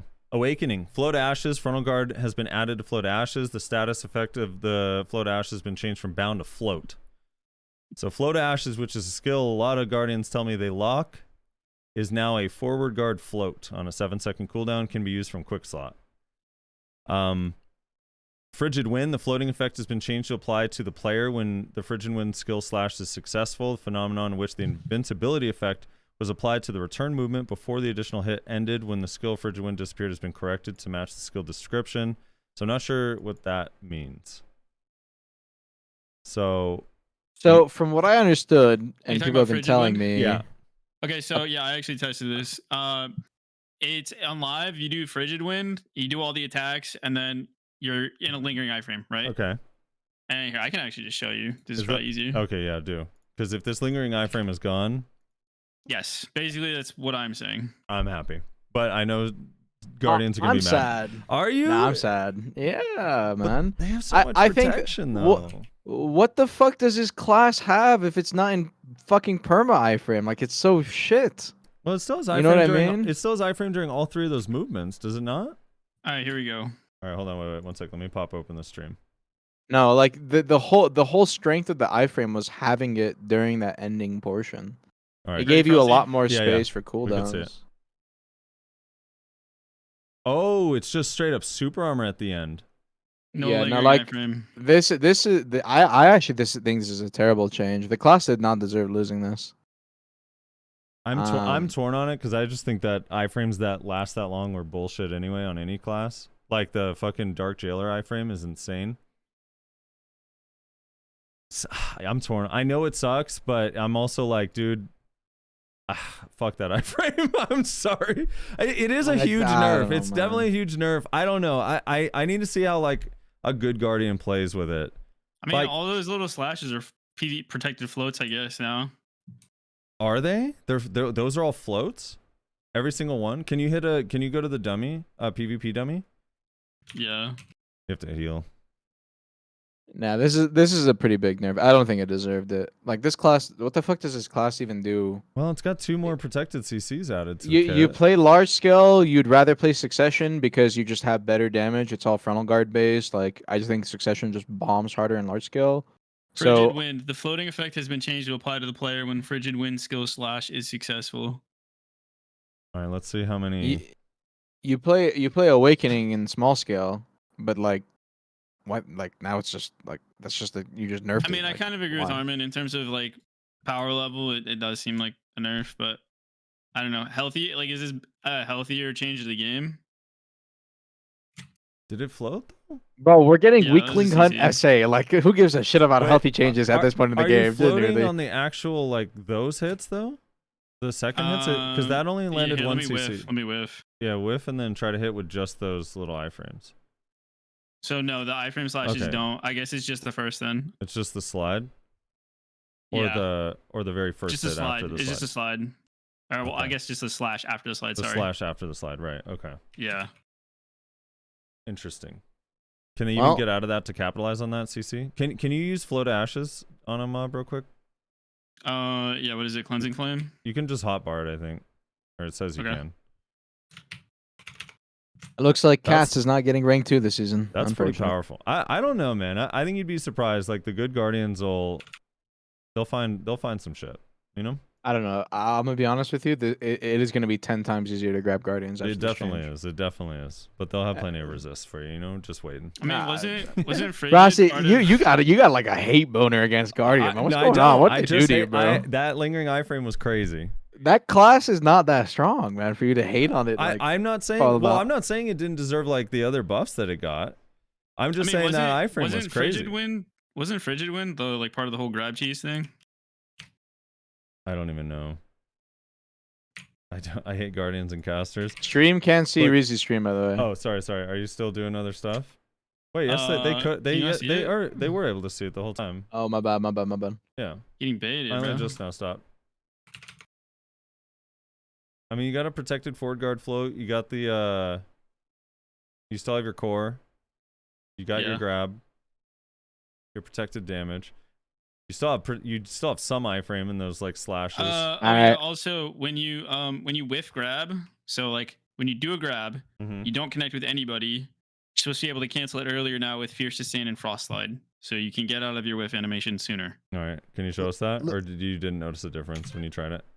I mean, I don't play the class enough to like tell you how significant the difference Right. was. All right, we'll see it. But- We'll see it. It seemed noticeable, I guess. All right. Listen up, Guardian Let me know players. when I you're backed ready. you up. Ready. You backed me up on my ninja changes, Alright, right? We're watching. All We're right, watching. handshake. Okay. I don't know how much different that looks. I just want to. Yeah, I don't know if it's 20% faster. Like I do not play the class, so Might be a I'll tag try speed one with buff. attack speed. Yeah. How many iframes does the class have now? Just 4, right? Shit, I don't know. Trying to think. Just making sure. Yeah, that one is. That definitely is a. I thought it was still gonna be iframe at the end and just not linger. I'm at it being just full SA at the end is crazy. That actually is a Yeah. huge change because they can't really sit in that if they're afraid of a grab. So it is definitely a huge nerf. I just feel like it's not so much that I don't like Guardian, Armin, right? Stop painting that picture. It's just that type of iframe is crazy. That's all I'm saying. Bro, this class has nothing. Like, Stop saying that. what? No, this class has nothing. Well- it has a grab. That's it. Like, Well, this it has a class grab and- has It nothing. has a grab and 3 protected CCs. It is like some of the slowest fucking. Dude, I slows could be everyone? asleep and then react. Like, I could be on 300 Okay, ping and I could not- still react to it in time. Not every single player plays Suck Ninja and is moving at light speed, man. All right? What do you? Okay, stop painting that picture. All right, you're doing some bullshittery No, right how now. could you, dude? Look, I'm a Suck Zerk player. All right, as a I want you to super- understand that. As a super slow Suck Kuno, I'm finally can fight this class again. All right, I'm a Suck Zerk Fireborn player. Rupture also is now forward guard the whole way through. Is That it one's just only damage? a PB not. Yeah, that one's just that's their AP buff. Ah, So that's their AP buff, which it never had a CC on it anyway. So it's just down smash, air smash with a little bit of damage. But now it has forward guard. It's 4-second cooldown. All right, let's go on to hash. All right. Let's go on to hash. Hash Correct. Descent 1 through Absolute. The duration has been increased. The duration on Prime. I tested this. You can go directly into another super armor now with no gap. Did Oh, they really? increase it on That's pretty Prime as impressive. well, or is Yes. it only no, Absolute? on Prime as well? It's just in the second section. But yeah, Okay, they okay, increased it okay. on Prime as well. You don't have a whole lot of time. You have to use something like right after, but it is completely protected. Like if you go Descent, Chosen Blade, Descent, Piercing Tornado, fully protected. Prime Chosen Blade lost the KD at the end, but is now fully super armor the whole way through. Which is that one everyone I asked, it's like half and half. It's like some people are like, well, I sometimes use that KD, and some people are like, nah, I want to be able to do the whole skill. So I don't know if there's consensus on that one. It seems kind of split. Do you guys have any Seems like a weird strong change. thoughts on these ones? just that it's weird. Are you surprised they didn't get any new CCs? Kinda. Like, I don't think it would have been Honestly- that crazy if they got like, what's it called, spacebar. To me, Forward this guard reeks float. of like a identity crisis. Like the devs don't know what the fuck they're doing. I like to call Succession Hash the brother of Succession Ninja, just because the classes are literally so fucking similar. It's basically the same class without a grab. So I don't know, like I think right now it also is struggling. The only thing that it has really is like Giga damage. it's giga damage. Yeah, like I know in AOS, if you get float comboed, anyone in chat can probably repute if they've been hit by a hash in AOS. You'll get one shot in AOS by like a suck hash if he solo combos you. It's crazy. They're good at hit stuttering you too to pull you out of your protection. Yeah, but I don't know. In large scale and which is where I think a lot of people fell in love with the class on release, especially was like when it was really good in large scale at the time. It's pretty much fallen off. You don't really see suck hashes in large scale. So personally, I think it needs something. I don't think it's more damage. Like I don't know what it is. I don't play the class enough to Spacebar float frontal guard. That yeah, would like I don't know actually what be the class powerful. needs in large scale. But Dominion. Yeah, if Dominion had a frontal guard float, like it'd be punishable, but still powerful. So like the good players would make good use of it, bad players would get caught. But I don't know. I think that would actually be have frontal guard, or no? You're saying both frontal and float rather. Yeah, it used to have frontal for the start and then unprotected on the hit, and now it's just completely unprotected with a float and an accuracy buff. So I don't know, something like that. Board guard on rupture. I don't know. Just something would have been kind of interesting. Awakening, crown kick got forward guard. Inquisition, which is the accuracy buff. So crown kick gives you the 30% crit buff, and people use it for add-ons at the start of a combo. Inquisition is just the accuracy buff. No longer has a knockdown on it. The core gives you a knockdown, and it has super armor on it. So you can now fully protected go accuracy buff, crit buff, Dune / KD. Like your protected combo like just got more damage now, basically. I mean, this is like the other assassin stuff, right? Like he got a protected combo, essentially, is what they're trying to give him. Yeah. His combo no, was but I already actually pretty think his protected. is like crazy good. I was gonna say this combo. It was was the like trade-off. Every time short sword we got. Every time you land a CC on Awaken Hash, you're looking around and it's like, can I get away with Inquisition Crown Kick to like really for sure kill this guy, or am I gonna get caught? And now it's like, okay, I'm doing this. Yeah. Yeah, exactly. I mean, I don't know. There's probably like some application for these skills where like you can hold these and try to like consistently do a down smash combo now, because those are both down smashes. Yeah. All right, Awake Hash. All right, not bad. All right, let's go on to the real changes. All right, let's go on to the real changes. You got the propaganda ready? Oh my god, right. dude! I okay. For reference, I was in my stream. All right, and I was making a tier list, and I was putting like Nova, like placing it around, and then Cam's like spam DMing me, like he's calling me and shit. I'm like, bro, I'm not answering. Like, bro, like the class got like some good changes. And then no, he comes in my chat. He's like, no, you need to move it up. This shit is like crazy. I was like, god damn, he literally is propaganding his own class, but like not really, you know. It's like what happened to like the rework with Succession Kuno. Like when it gets to a certain point, you're like, fuck this. Yeah, now it's too much. Yeah, now you're scared that it's gonna be nerfed into 0 stamina and no protection. All right, no, the main hand Face the Darkness stiffness effect has been changed to apply only to monsters. Super armor has been added. That I believe is one of the crit buffs. Is that correct? One of the F crit buffs? Face the Darkness? I think so. Is that the... Let me think. That's actually a pretty big change for I'm looking at it now. Face the Darkness. Where's this? In terms of small scale, I will say this: if people in chat 50% crit for 5 seconds. Fat for PU. I would put this class in the top 3 for small scale. In the top like 3. You're talking about Succession right now? No, I'm talking about Awake. I'm talking about Awake Nova. Storming Star, Storming Star no longer has KD. Fiend Shadow no longer has a float. Although I guess I didn't realize the absolute one still had the float. I never see anyone use it ever. So this is just absolute. Yeah, those are all just absolutes. Okay. And then Succession, Prime Stars Call, the cooldown has changed from 10 seconds to 7. So that's the iframe. Is that the iframe? That's the iframe. That's their one iframe. Their one iframe. It has a stun, right? It has a stun. No. No CC on that one. What? And then Prime. Wait, which one's the stun? That's You're SF. getting confused. You're getting confused because what happens is Prime Stars Call, they do the iframe backwards, they charge up into a little dash, and they like every fucking Nova does this. Yeah, I remember. Stun off the dash. You're thinking of Rhyme Ice is the stun where you scoop backwards and then move forward you like to the follow stun. it up. Yeah, you follow it up. Yeah. And then Prime Icy Thorns, the float effect has been changed to apply only to monsters, and Frontal Guard effect has been added. And Prime Icy Thorns gives you the cast speed buff, so that's now a forward guard skill that gives you a cast speed buff. No CC on it. I remember right. That skill actually does damage too. I'm pretty sure.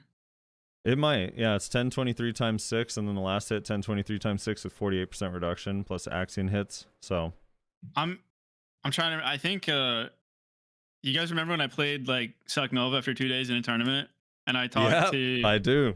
and I talked to the godlike. I don't remember if it was a godlike. I talked to the Nova player who played in the best in class tournament at the time, who won it. I remember the Awaken Nova. Yeah, Magus. Oh, yeah, Magus. Magus. Magus. Yeah. Yeah. And there was one of the variations of the combos he gave me was with Icy Thorns. So I mean, even back then it was considered like good damage. Yeah. Plus, you just need the Honestly, cast speed.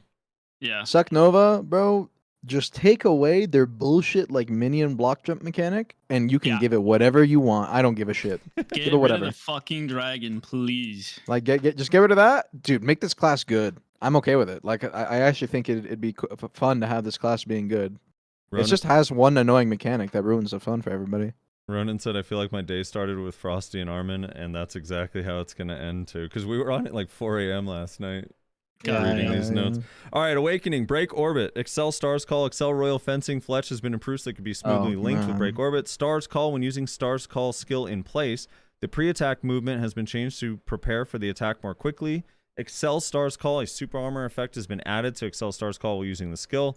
Stars Call, the knockdown effect of Stars Call has been changed to apply to players as well. The issue where the knockdown effect applied even when picking up Sting has been fixed. And then Royal Fencing Riposte, the front guard effect has been changed to apply to an upward. So that's SQ, now has frontal guard.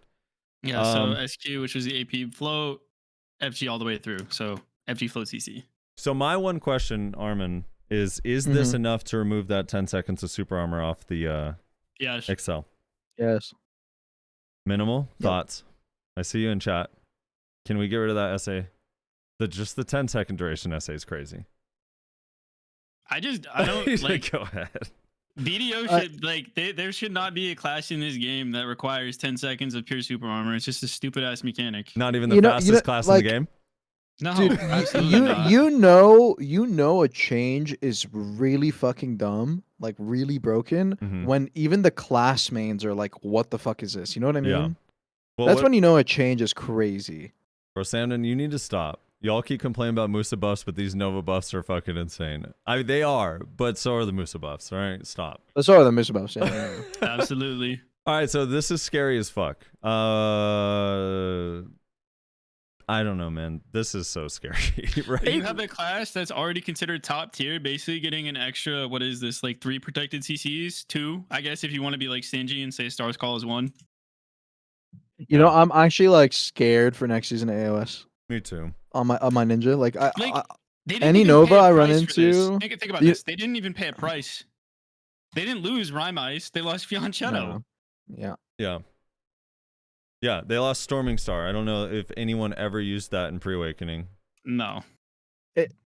For a long time, I was like, if my class ever falls off, like in AOS, like what do I want to pick up in there? And for me, it was always Awakening Hash. But honestly, now, like, bro, just pick Awakening Nova up. I'm leaning Nova. Yeah. I mean, the class also just looks super fun. It's like crazy the freedom fun. You have on it is just. To me, it looks like 2020 Suck Ninja, where you just fucking zoom with old alert stance. Remember that? You remember how far you used to go? That was 30% more, and didn't it recover stamina? Yeah, it recovers stamina and everything. Yeah, so they're like the same thing. That's good times, man. Yeah, no, this shit's crazy. I'm kind of scared for it. All right, Corsair, do you have any final thoughts on Awakening Nova? Are we praying that some of this doesn't happen, or are we cool with it? At the end of all these classes, I'll have a few words. Okay. Corsair, Crashing Wave Forward Guard effect has been added. That's just for protected damage. Overflow Super Armor effect has been added, which on paper is awesome, but as Reezy showed, the Super Armor doesn't last through the whole skill, so it's still super dangerous. You can't cover the gap with the cancel either. Like, it's just forced. Yeah, and then they lost the float on Absolute Sea Stroll. It's still there on Prime, but lost on Absolute Sea Stroll. Succession, when using Prime Rekka Jetstream. When using the skill Jetstream, invincibility has been changed to apply from the first dive. So change from Super Armor Invincibility, Super Armor to Invincibility, Super Armor. If you guys remember, that's how it was when it came out. It's pretty scary, because that means they don't take damage, debuffs, or anything going into it. They're just like full iframe, can dodge grabs with it. So that's pretty powerful. And then Prime Ocean Melancholy, Frontal Guard effect has been changed to Super Armor. That's the backwards spin. Yeah, SF. How do we feel? Is that actually a buff? I feel I like don't that's know off the another top one of of my those. small scale buff, large scale nerf type thing, similar to Archer. Yeah, that's one of those things where it's like that forward guard could save you sometimes, but then I guess depending on where you're starting and where the enemy is, it could also screw you. Yeah. Awakening close quarters charge. Forward guard effect has been added while using the skill. That's the Shift E bound. That's like kind of like a little AoE spin hit. Also, their natural DP debuff. I'm surprised that one came out forward guard. Yeah. That It's skill weird. looks like it should be an SA skill. Maybe it'd be too strong, but that skill would be a really good catch as an SA skill. You know, I really wish I could comment on any of this, but this is just like the one class I still don't fucking know. Because no one plays it. Who cares? I think this class is still semi underrated. I know people hate me for saying. No, it, I but- think Awakening. I think Awake Corsair is sleeper. Yeah, I Awake think, Sleeper. Awakening Corsair is actually like legit sleeper. It's sleeper. Succession Corsair is like, okay, these are some cool things. Overflow is not good enough, but the problem with Succession Corsair is not like her protections. She can't do anything to kill. Like she can't affect how people play the game. That's basically Yeah. the problem. If Overflow gets super armor for the whole animation, it'll help a lot. But the thing is Awakening also has it, so it's like it still leans Awakening being way more scary with way more CC pressure. So I don't know. Sage Void Gateways loses float on just the absolute version. See, this is a loss. This is This is a loss. That's a This is sacrifice. what Yeah, Striker this is should a have loss. gotten. This is what Yeah. Striker should have gotten. This is what a lot of these classes should have gotten. Ator Spear, a forward guard effect has been added to Ator Spear, so it's now forward guard KD. Shock Relay lost the stiff, gained forward guard, but the cooldown changed from 3 to 5 seconds again.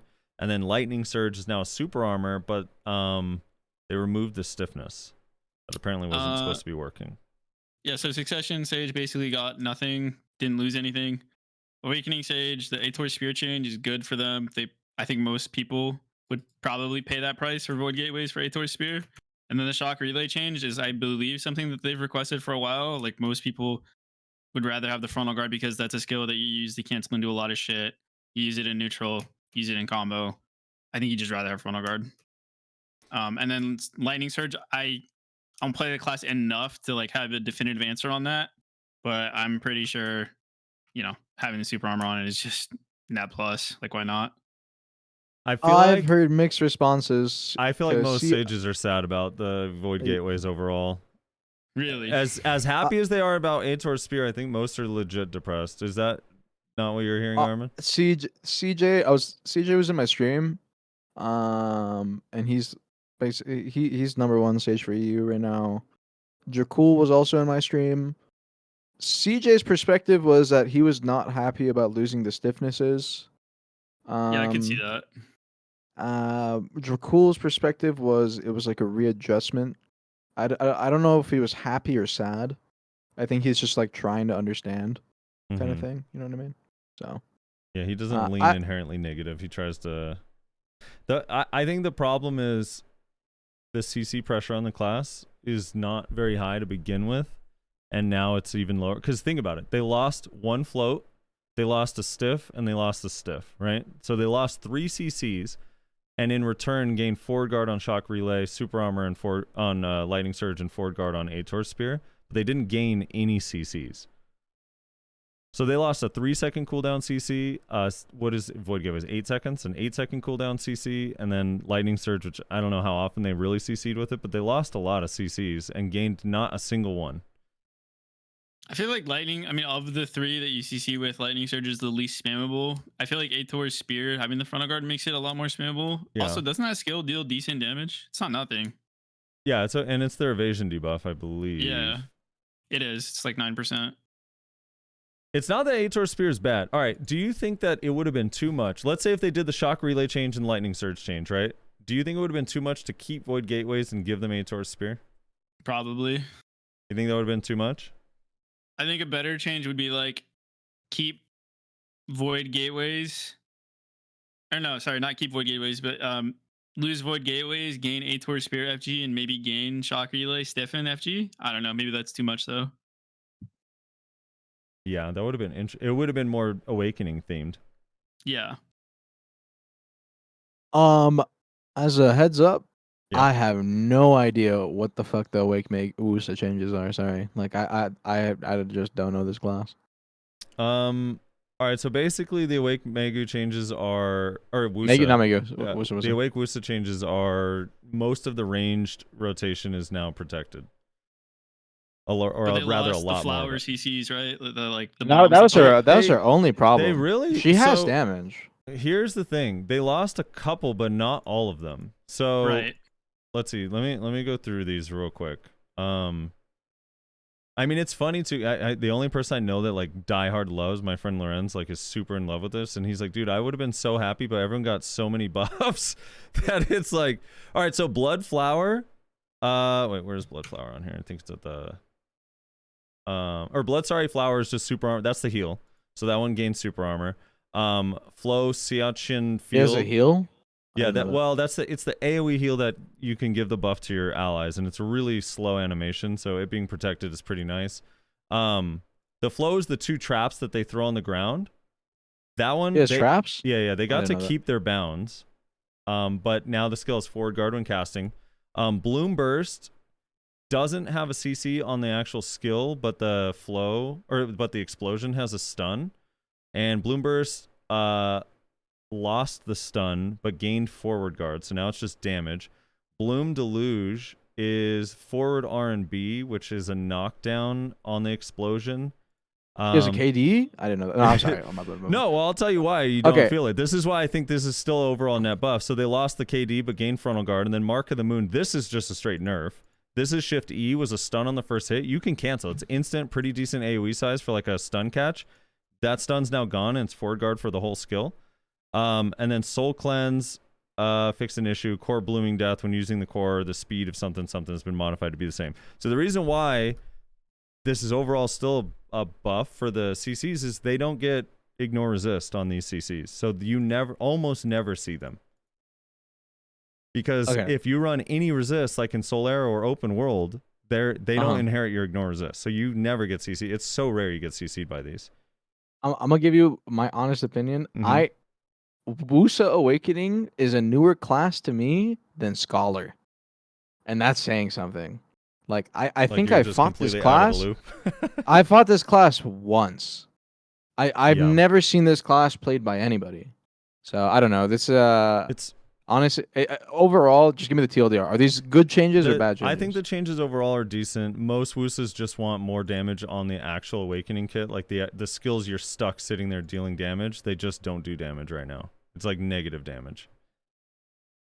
So I think that's their biggest problem. So this doesn't really solve the major problems they have, but they definitely wanted protection on the flower stuff.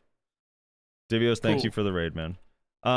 But yeah, I don't know if it's going to change too much, to be honest. Yo, Divios, how much did you pay Jahi? Like Divios, you buy him, like, how many soju bottles did you take him out for, man?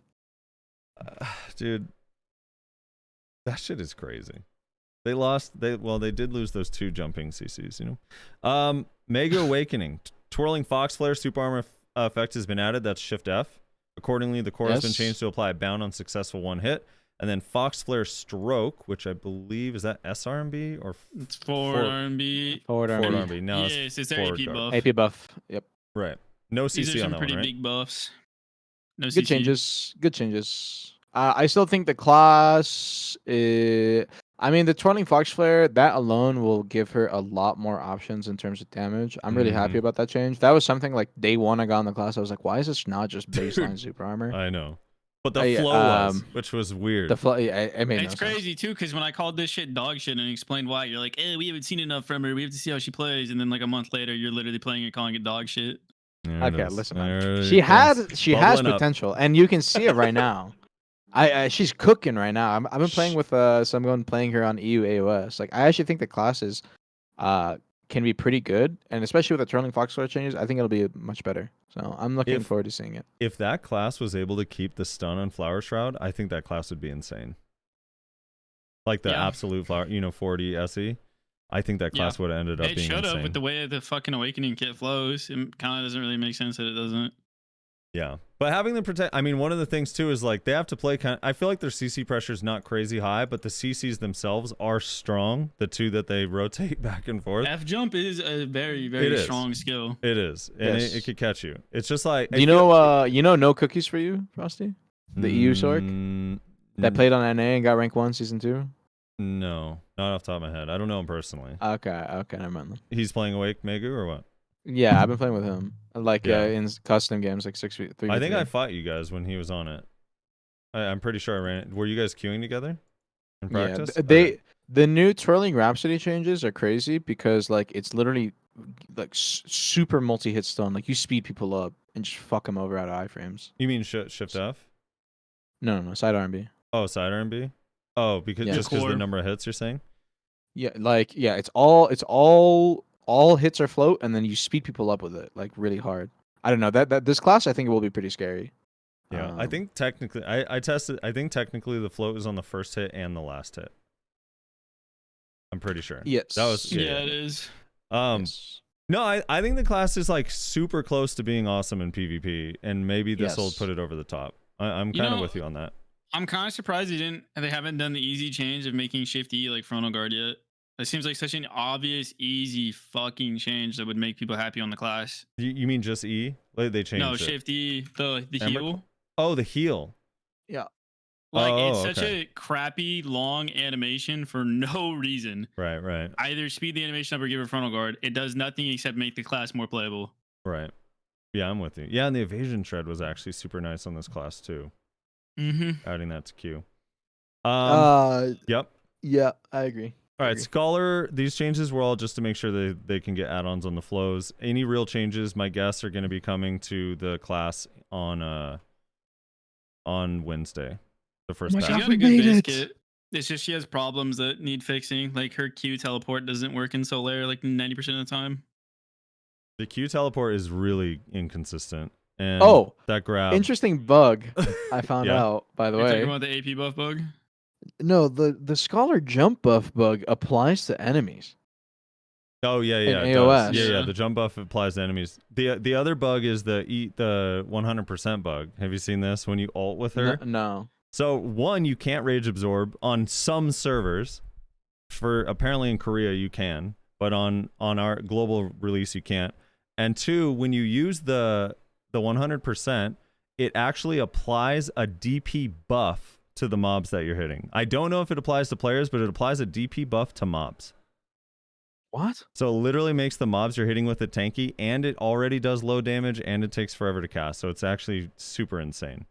Wait, that's so funny. Yeah, anyone who's been playing that class lately, the Scholar, go use SE when you have 100% on mobs, and you'll see the DP buff pop up on the mob's buff bar. It's fucking crazy. So there's a lot of bugs that need to get fixed on the class. I actually think like the base kit seems really fucking awesome and could be really strong. I really think the grab is awful. I'm sorry. Maybe if you're absolutely just like the best grabber in the world, dude, I just think the duration that you're unprotected and also just the random bugginess is fucking weirdly inconsistent, dude. Like people are just standing directly in front of me in a lingering SA, not doing anything, and the grab just fails, just hard whiff fails. It's so weird, and it just leaves you so unsafe. It's like imagine Ghost Step grab, but the Kuno's grab is a little bit slower, and Ghost Step is totally unprotected for the whole duration. And right before you do the Ghost Step, you also have to throw a Kunai. So you go Kunai, throw Ghost Step, grab, and you're not and it doesn't even give you protection right at the start of the success. It's like once the arm is all the way up at the top, then you get SA. So you could still be CC'd. All right, Frosty, we get it. You're spreading the propaganda, man. What are you talking about? The class is gonna be OP in like 3 patches. All right, just give it 2 weeks.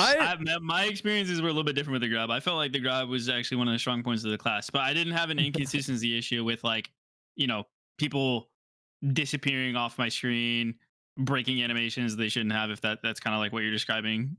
If the class becomes too strong, I'm rolling off of it, Armin, all right? Surely. I'm going to play this new Nova class that looks weak. Yup. Nice. No, I'm just kidding. We got through all the classes. We got through all the classes, man. I'm sorry that took way longer than I thought. No, you're fine. But I You're fine. appreciate you guys hanging out. So overall, are you hoping for? I don't even know. Okay. Are you hoping some of this gets reverted? Yeah, you said you were gonna have my some big overarching word. thoughts. My Yeah, big let's hear your word. big closing thoughts. I think that this patch everything on this patch should just completely not come to live servers. No, Sakuna. Just the Sakuna No, changes? no. I mean, like, the thing is that I think you can't pick and choose. I understand some classes need some of the things on this, but like, this is such another level of power creep that I genuinely think is so bad for the game. I understand some of these classes really need the changes. Like even my ninja, bro. Like I feel like shit in large scale, and trust me, like I would really love having Moonlight SA in large scale, but dude, this class is so bad for this patch is so bad for the game. I don't know. I'm really not a fan of something like this coming to live servers. You don't think Awakened Valkyrie being viable is bad, like good for the game? Finally being viable? Stop. I mean I don't know, man. It's just I see patches like this, and the feeling I get is we're back in 2019, and in literally 1 year we're gonna run into the wall of wow, everyone is so fucking bored. Small scale is completely dead. We're doing a mass revert patch and taking away protections. Like it's we've gone in a circle. Genuinely, we've gone in a circle. 2018. Yeah, 2018. You know what's crazy though? We're still not as protected as we were back then. No, I know. As crazy as the protection is, we still haven't even gotten Striker, back to that Striker level. is. Striker is. Yeah, you're right. Striker is. Striker is. Striker is Got actually some people fully are back. approaching their final form as we speak. Yes. Yeah. But, you're right. You're right. Striker's there. There's a couple actually. You're right. There's a couple that are there. It's a good patch. Just nerf damage. Wait, what, bro? If they nerf damage, then literally no one dies. Yeah, everyone's gonna be perma. No, okay, I don't know, man. If they were to be serious about like taking feedback and go through, I mean, I don't know. It's useless, but like I feel like it wouldn't be too hard to go through. And be like, okay, dash slash is too much. We're taking that back. On Valkyrie, like maybe one of these is too much. We're taking that back. You know what I mean? Like go through like the really obviously one. Okay, weakling hunt could still be forward guard. That makes sense. That class is strong. You know what I mean? I think it'd be pretty easy to do, but they just won't. They're never gonna do that. It's all or nothing. They don't. That's the thing. They don't understand this kind of stuff. You think they're really gonna go look at Striker and be like, yeah, maybe we shouldn't give it. No, they're gonna be like, yo, Kuno getting frontal guard on these two skills. I think we should probably take this away and only give Shackle SA. Like that's the kind of change that they're gonna do. And I'm not, I understand I'm being a pessimist here, and I don't want to be a negative Nancy, but like, dude, this is just time and time again, like what's been proven. So. I don't know. Well, At the end of the day, this is coming to live servers on Korea on the 27th. There is nothing we can do to stop it. And to be honest with you, I'm just ready for the shit show. Like, it's just gonna be a shit show. That's all. I don't know. I think part of me is like, you're right about the power creep, but also it's like, yeah, I wish we lived in the perfect world where they nerf shit, but they don't. And I'm so ready for something to change because I feel like the meta we've been stuck in has shafted the lower end classes, and at the very least, this patch is like bringing them up to some level of viability in places they weren't viable before, right? Except then bringing Musa and Velka, but yeah. And no, there's some element of that. You're right. I don't know, man. I'm with you on like the shakeup. I just feel like the classes they buffed even the most were already strong, except for like there's a couple exceptions, but you know what I mean. There's some good here. They could work with this. It's like this would be a rough draft in a perfect world, right? Right. Yep. This would be like, okay, we put this on labs. It's going to come in a month like they did with the PvE buffs, but we're going to make changes. Yes, this should have been a rough draft, not a we're pushing this to live servers in 5 days. Like that is ridiculous. And Blockchamp's in here, and honestly, he makes a good point. I mean, me and Reezy have been preaching this shit for fucking 3 years. I can't believe they don't nerf anything. Like, why do we not get patches like this where they nerf shit across the board, and then they do another patch where they bring some stuff up slowly across the board? Or they I don't understand inconsistently it. nerf shit like mine, and then you have Suck Drac over here for months and months and months, or Wake Drac for months and months and months. You know what I mean? Like, Yeah, and all this is gonna build up to, like, at the end of the day, I'm 100% confident in this. In a year and a half, we are gonna get a massive fucking nerf patch.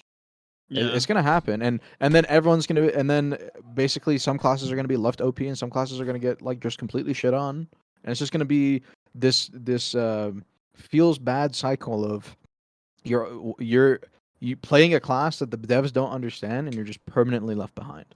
Permanently. Yeah. I don't know. This is a I don't thing. know. I mean, it's not even just BDO. I noticed like Blizzard has this problem too in their games where it's like they don't want to make people mad, right? Like it's like people get so frustrated with the nerfs, they can't comprehend what like the value in it, like long term, that they just get so mad, and then they're like, well, we don't want to deal with that negative feedback, so we're gonna try only to buff going forward. Well, it's annoying in the fact that like from season to season for PvP is the only, like, at least in the past, you used to not really get any PvP changes unless it was major hotfixes from season to season. So some shit was just get broken or like OP, super OP. You were forced to play against it. No in between. BDO is like weird in the sense that I feel like more people would complain if the devs would consider, you know, doing changes more consistently. Like you'd get more feedback if you tried to change the game. I think it's crazy, Reezy, just on a side note about Kuno, how somehow since 2018 still the Raboms have avoided changes after all these major patches. That is so crazy to me. Not like we haven't seen feedback for that either. Oh. Like even during the rework, they like ignore our class specific bombs. Like, you know, Oni Shadow got the like gap fix during reworks, and Sinu still has. Sinu is functionally the same skill, just with a different ending outcome. The startup is literally the same as Oni, and it's functionally just got ignored. Yeah, and has a worse CC. Yeah, I don't know. I'm with. That's I'm true. like, We already paid the price of CC. Holy shit, you're right. I'm half and half, Armin. I agree with you that it's probably overall bad for the game, I think. But I also am like, dude, I'm so tired of the current state being stagnant that I need some changes to come. You know? So I don't know. It's kind of where I'm at. I don't know, man. My perspective is like, bro, I'm excited for AOS tournaments with these like custom games and things coming, and then I see this patch note, and the only thing I'm thinking of is like, Jesus Christ, someone's gonna bring Suck Circ, and this guy is just never gonna get caught. Like that's like the only thing I can think of. Like, and it's not just him. Like, you're gonna have these other classes in here, in these in this gameplay, and that like, who the fuck wants to watch this? And that's just for that. And I mean, obviously, you're gonna go to large scale, and it's gonna feel even worse as a user experience. Like, I don't know, man. I mean, it feels bad as a player in small scale too, because you have to constantly like try to justify to yourself why you're not playing an Awakening Striker, Awakening Nova, Awakening Drac, right? Like, Yeah, that's literally like all I've been doing is like, why the fuck am I not like after this patch? Why would I even play my ninja? Why would I not just play the superior, like vastly superior classes after this patch? Like vastly superior classes. It's not even like a minor margin anymore. I don't know. It's crazy. Yeah.